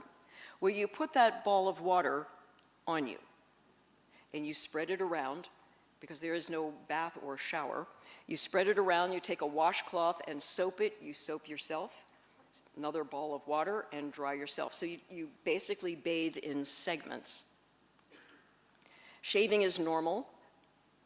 We have electric razors and straight razors, and that's fairly straightforward. Cutting your hair, though, is not straightforward. And crews are on board the space station now for 4 months to 6 months to 8 months, and particularly the men want haircuts. This was an Italian crew member, Samantha, and the guy cutting her hair was the commander of the space station at the time, and she made him go to her hairdresser and learn how to cut hair. He said it was the most frightening thing he did on his entire flight. But when you cut hair, imagine in zero gravity, it would float away. So he is also holding a vacuum cleaner hose so that when he cuts the hair, it goes into the hose. And they cut each other's hair. Not everybody cuts their hair.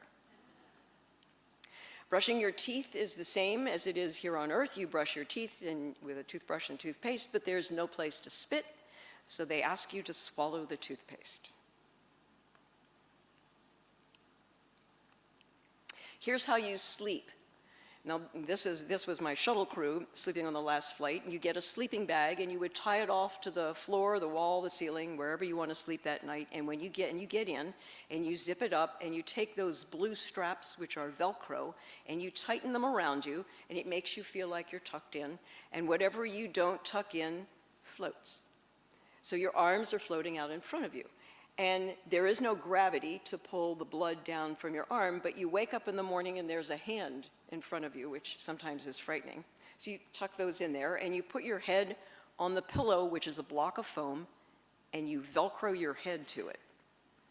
If you think about it, when you go to sleep at night and you put your head down, your neck is at rest. And if your neck is at rest, the rest of you is at rest, and you go to sleep. On board Space Station, they each have their own little compartment with a sleeping bag, and so she's got all of her personal stuff in there. And now that we have so many people on Space Station, we've got other sleeping compartments, and so this is the way they sleep. And one of the selection criteria for being an astronaut is that you cannot be claustrophobic, in case you were wondering. Okay, here is the toilet, and here's how it works.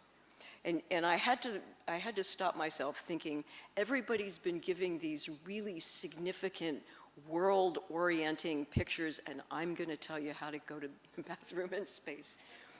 But here it is. All right, this is a Russian system, and for liquid, you take that hose with the yellow funnel down from the wall, you slide your toes underneath those straps, and you hold that funnel in the liquid dispensing part of your body.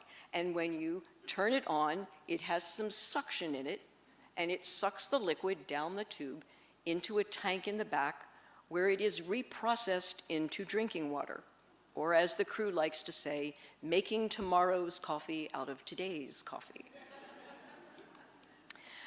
For more significant evacuations, this is what you do. You raise the lid of that seat and you put in a bag, single-use bag, and you close the lid down and you hold yourself on it and deposit what you will.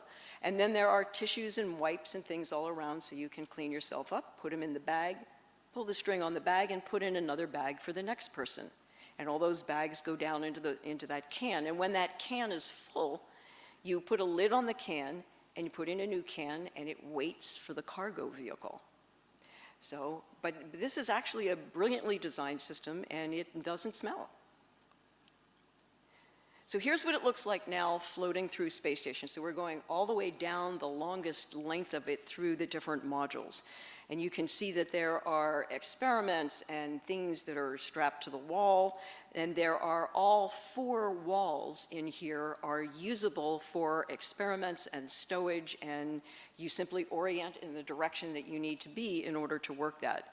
When we come into the node part of it, the center node, as we go through this, you will be able to go up or down, left or right, or all the way through. So we're just going to go all the way through. You can see handholds, those blue handles everywhere.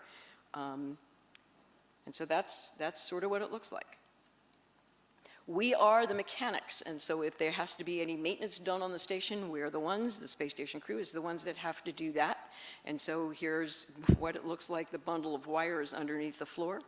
We have an entire tool chest, and each one of those tools has its own piece of foam that it is press-fit into, and a piece of Velcro to hold it in place. In fact, there's even Velcro on the clothes and on the walls so that you can stage things that you need.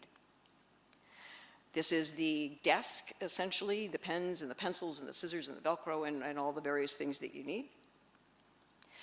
All of our equipment, the food, clothing, experiments comes up in these big white bags, and so there are these big white bags of stuff everywhere. Experiments on board the space station range from everything: chemistry, biology, physics, medicine. There are a number of glove boxes that allow you to work with very small items or biological items. There's a cold freezer that you can keep samples so that they can come back. And everybody's favorite experiment is the one that grows plants. So they've grown a number of plants. The latest batch they grew were hatch chilies. But it's interesting in zero gravity, a plant leaf can hold up its own ball of water.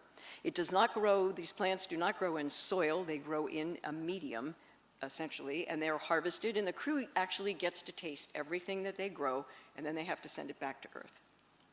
And then finally, we are the experiment. Understanding how the body physiology responds to the absence of gravity will help us design systems that will allow us to go farther and longer into space. And so we take samples, we do aerobic exercise and measure respiration. And here, she was actually sequencing DNA. Spacewalks. Doing maintenance repair on the outside of the space station, attaching experiments, bringing experiments back in. That's an important part of it. There are actually two women. They're in the spacesuits getting ready to do a spacewalk.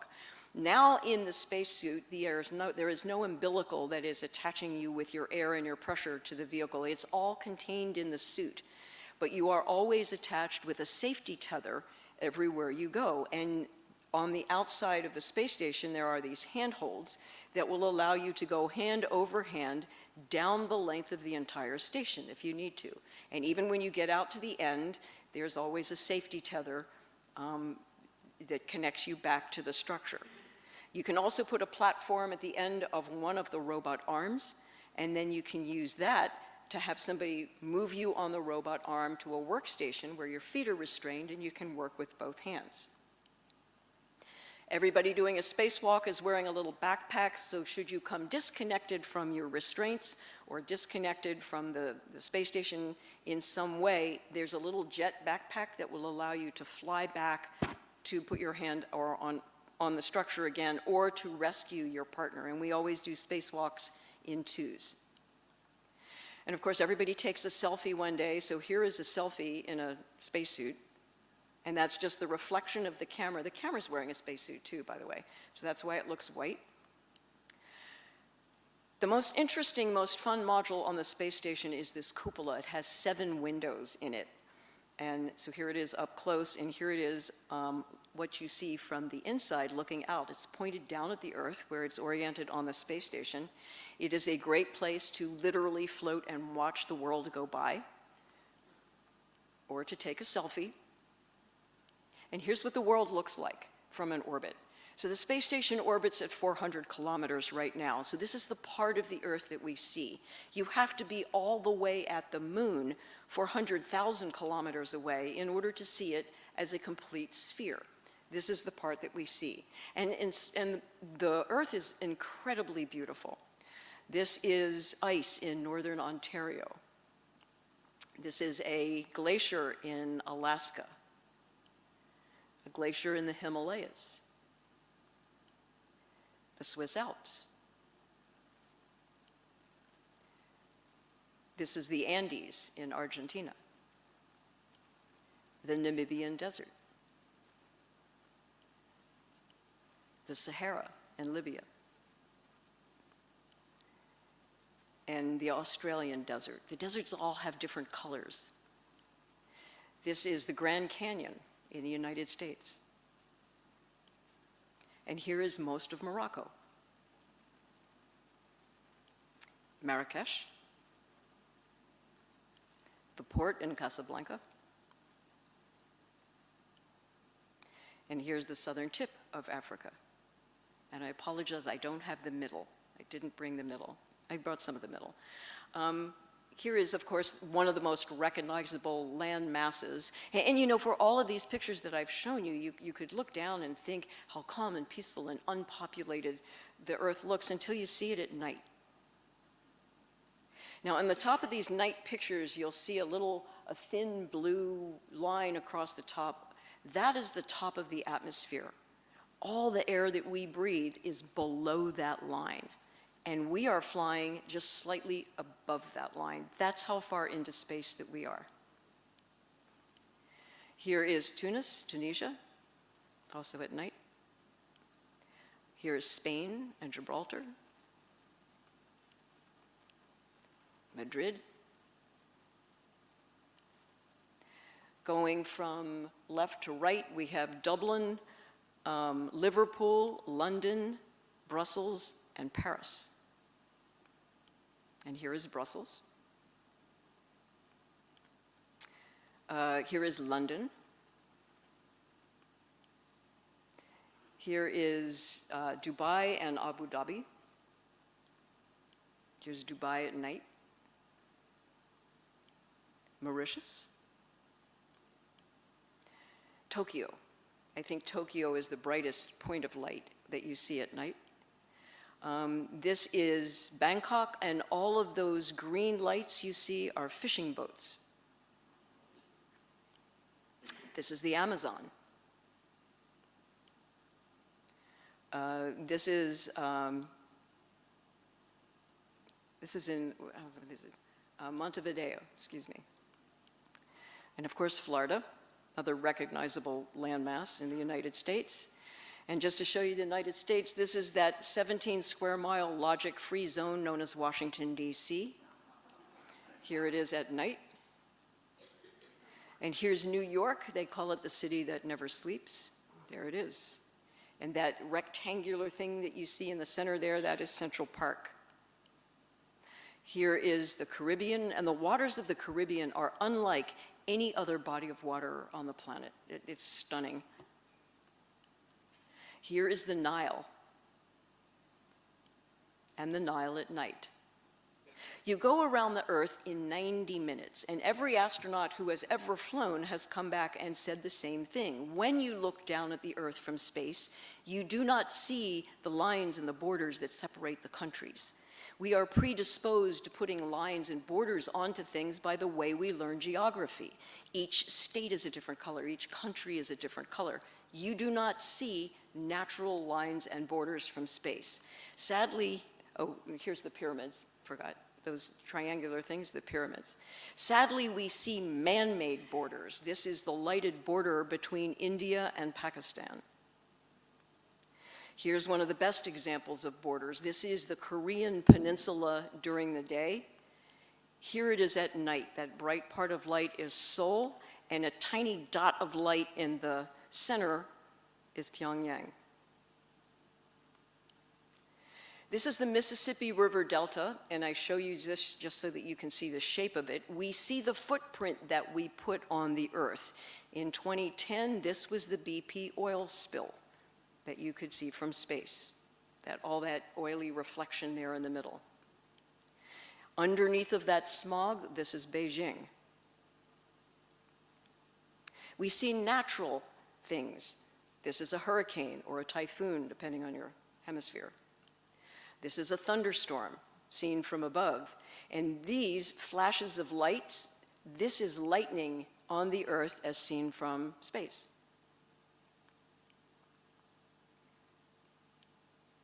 We go around the Earth, as I said, every 90 minutes. And so 45 minutes the sun is up and 45 minutes the sun is down. And that line between sunrise and sunset is called the terminator line. And so 16 times a day, we see the sun set, sunrise, and the sunset. And then because we are flying at a high latitude, we see the northern and the southern lights.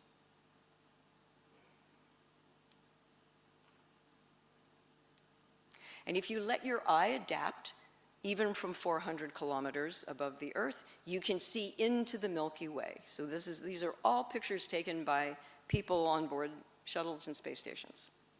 And this is the way the space station looks today, as I said. And if you take the first 3 guys out of that, that's the crew that's on board right now. The Chinese have a very aggressive space program. They have a space station, looks very similar to what I just showed you. They do their own spacewalks, and they are building it the same way that we have been building the one in the International Space Station. And today we are now embracing commercial space flight. And so the one that has been successful, finally, that everybody hears about is SpaceX. And they have been regularly flying. This is what it looks like inside their capsule. It is a capsule. And it looks shiny and new and modern, and that's just because that looks that way. It is using the same technology to go to space that we used in 1961. Same technology. This is their Falcon rocket that launches them, and this is what their Dragon capsule looks like, and we can have 2 at one time on the space station, one that carried the crew and one that's carrying cargo. And these do come back and land. They land in the water. You can see how burned it is, but they clean that off because it's got these tiles on it like the shuttle did. The crew is still inside after they land, and they bring them back onto the ship and take the crew out. Boeing also has a contract with NASA to provide a commercial space capability. They are flying this. They've done one uncrewed flight so far with their capsule called a Starliner. It in fact did dock to space station. This was their crew, like a dummy, because they're getting ready to fly people in April, we hope. And it lands on airbags. It lands back on the land again. And now we've set our sights on the moon, back to the moon again, this time to stay, as they say. And this is the only cartoon in the picture. This time when we go to the moon, we're not going to go directly to the moon. We're going to go build a space station somewhere away from the moon, between the Earth and the moon, and we're going to fly an Orion capsule, to that, and then we're going to go land on the moon with another vehicle. So all that's being built, right? That's the end of the cartoon. This is the vehicle that the crew will launch on. It's called the SLS, shuttle, or the Space Launch System, and it looks like a larger space shuttle version because it is pretty much that. It has a capsule at the top, an Orion capsule. It has a much larger version of the shuttle fuel tank and larger versions of their solid rocket motors. And it did in fact fly and launch a capsule with nobody in it. This is the capsule, and it flew around the moon. And so a real picture taken by a camera on the outside of it between the Earth and the moon. And they've demonstrated that, and now they're getting ready to fly the first American crew, and a Canadian, actually, around the moon, just like Apollo 8 did, not land, hopefully in 2025. That capsule lands in the water and is recovered the same way we've been doing it since 1961. The way we're going to land on the moon right now is with SpaceX's Starship. And this is what it looks like. It is 400 meters tall. It's giant. And that top part of it, the pointy part with the fins, that's the part that separates and would land on the moon. And they've had 2 flights of this. The first blew up early on. The second actually got all 33 engines on the first stage to light and separated it, and then they self-destructed both parts of it. But this has got to work before we can actually ever land anybody on the moon. So that was the flight. So that's the plan. That's where we are right now in human spaceflight, at least in the United States with the international partners. What we would like to do ultimately is practice going to the moon, practice learning to live away from the Earth, develop these kind of technologies that can take large amount of masses to the moon, which is a week away, in order to go to Mars, which is 8 months away with the current technology. We can send our exploratory satellites to the planets, but no with people yet. But this is Mars, and here's what we've sent to Mars. This was the very beginning, the little Sojourner, the first one that rolled off of its landing pad and right into a rock. That's the little guy. And then Spirit and Opportunity. And they're not very big. The biggest thing that we have now is called Perseverance. It's the size of a smart car. I mean, that's the most mass we are capable of landing on Mars right now. Still, it's taking pictures, and it's sending back pictures of Mars. And then there's the helicopter that's had, I don't know, 20 or 30 flights now. Mars has a very thin atmosphere and 1/3 the gravity of Earth. So we're demonstrating technologies that hopefully one day we'll be able to use. But Mars is just at the stretch of how far we can go with people. Until we develop some other kind of propulsion technology, that's as far as we'll go. But if we could visit the other planets and the moons of the other planets. Saturn is my favorite because rings. And that arrow pointing to the little blue dot, if you are at Saturn, that blue dot is the way Earth would look as seen from Saturn. And then out of our solar system and into galaxies and other galaxies. These are pictures from the Hubble telescope and the James Webb telescope. looking at galaxies, at nebula where new stars are being born. This is a picture taken from the James Webb Telescope that covers the piece of sky covered by a grain of sand, if you held it at arm's length, a grain of sand. Each one of those lights in there is a galaxy. Not a planet, a galaxy. And each galaxy has billions of stars that have billions of planets. And so when people say to me, why would we leave Earth? Why would we go to space? I look at a picture like that and say, how can we not? Thank you.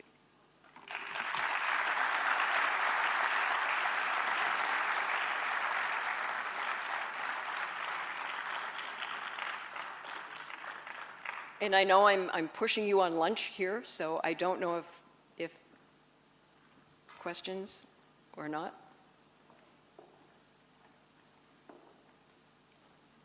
Really? No questions?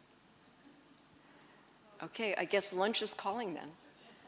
Thank you for your time.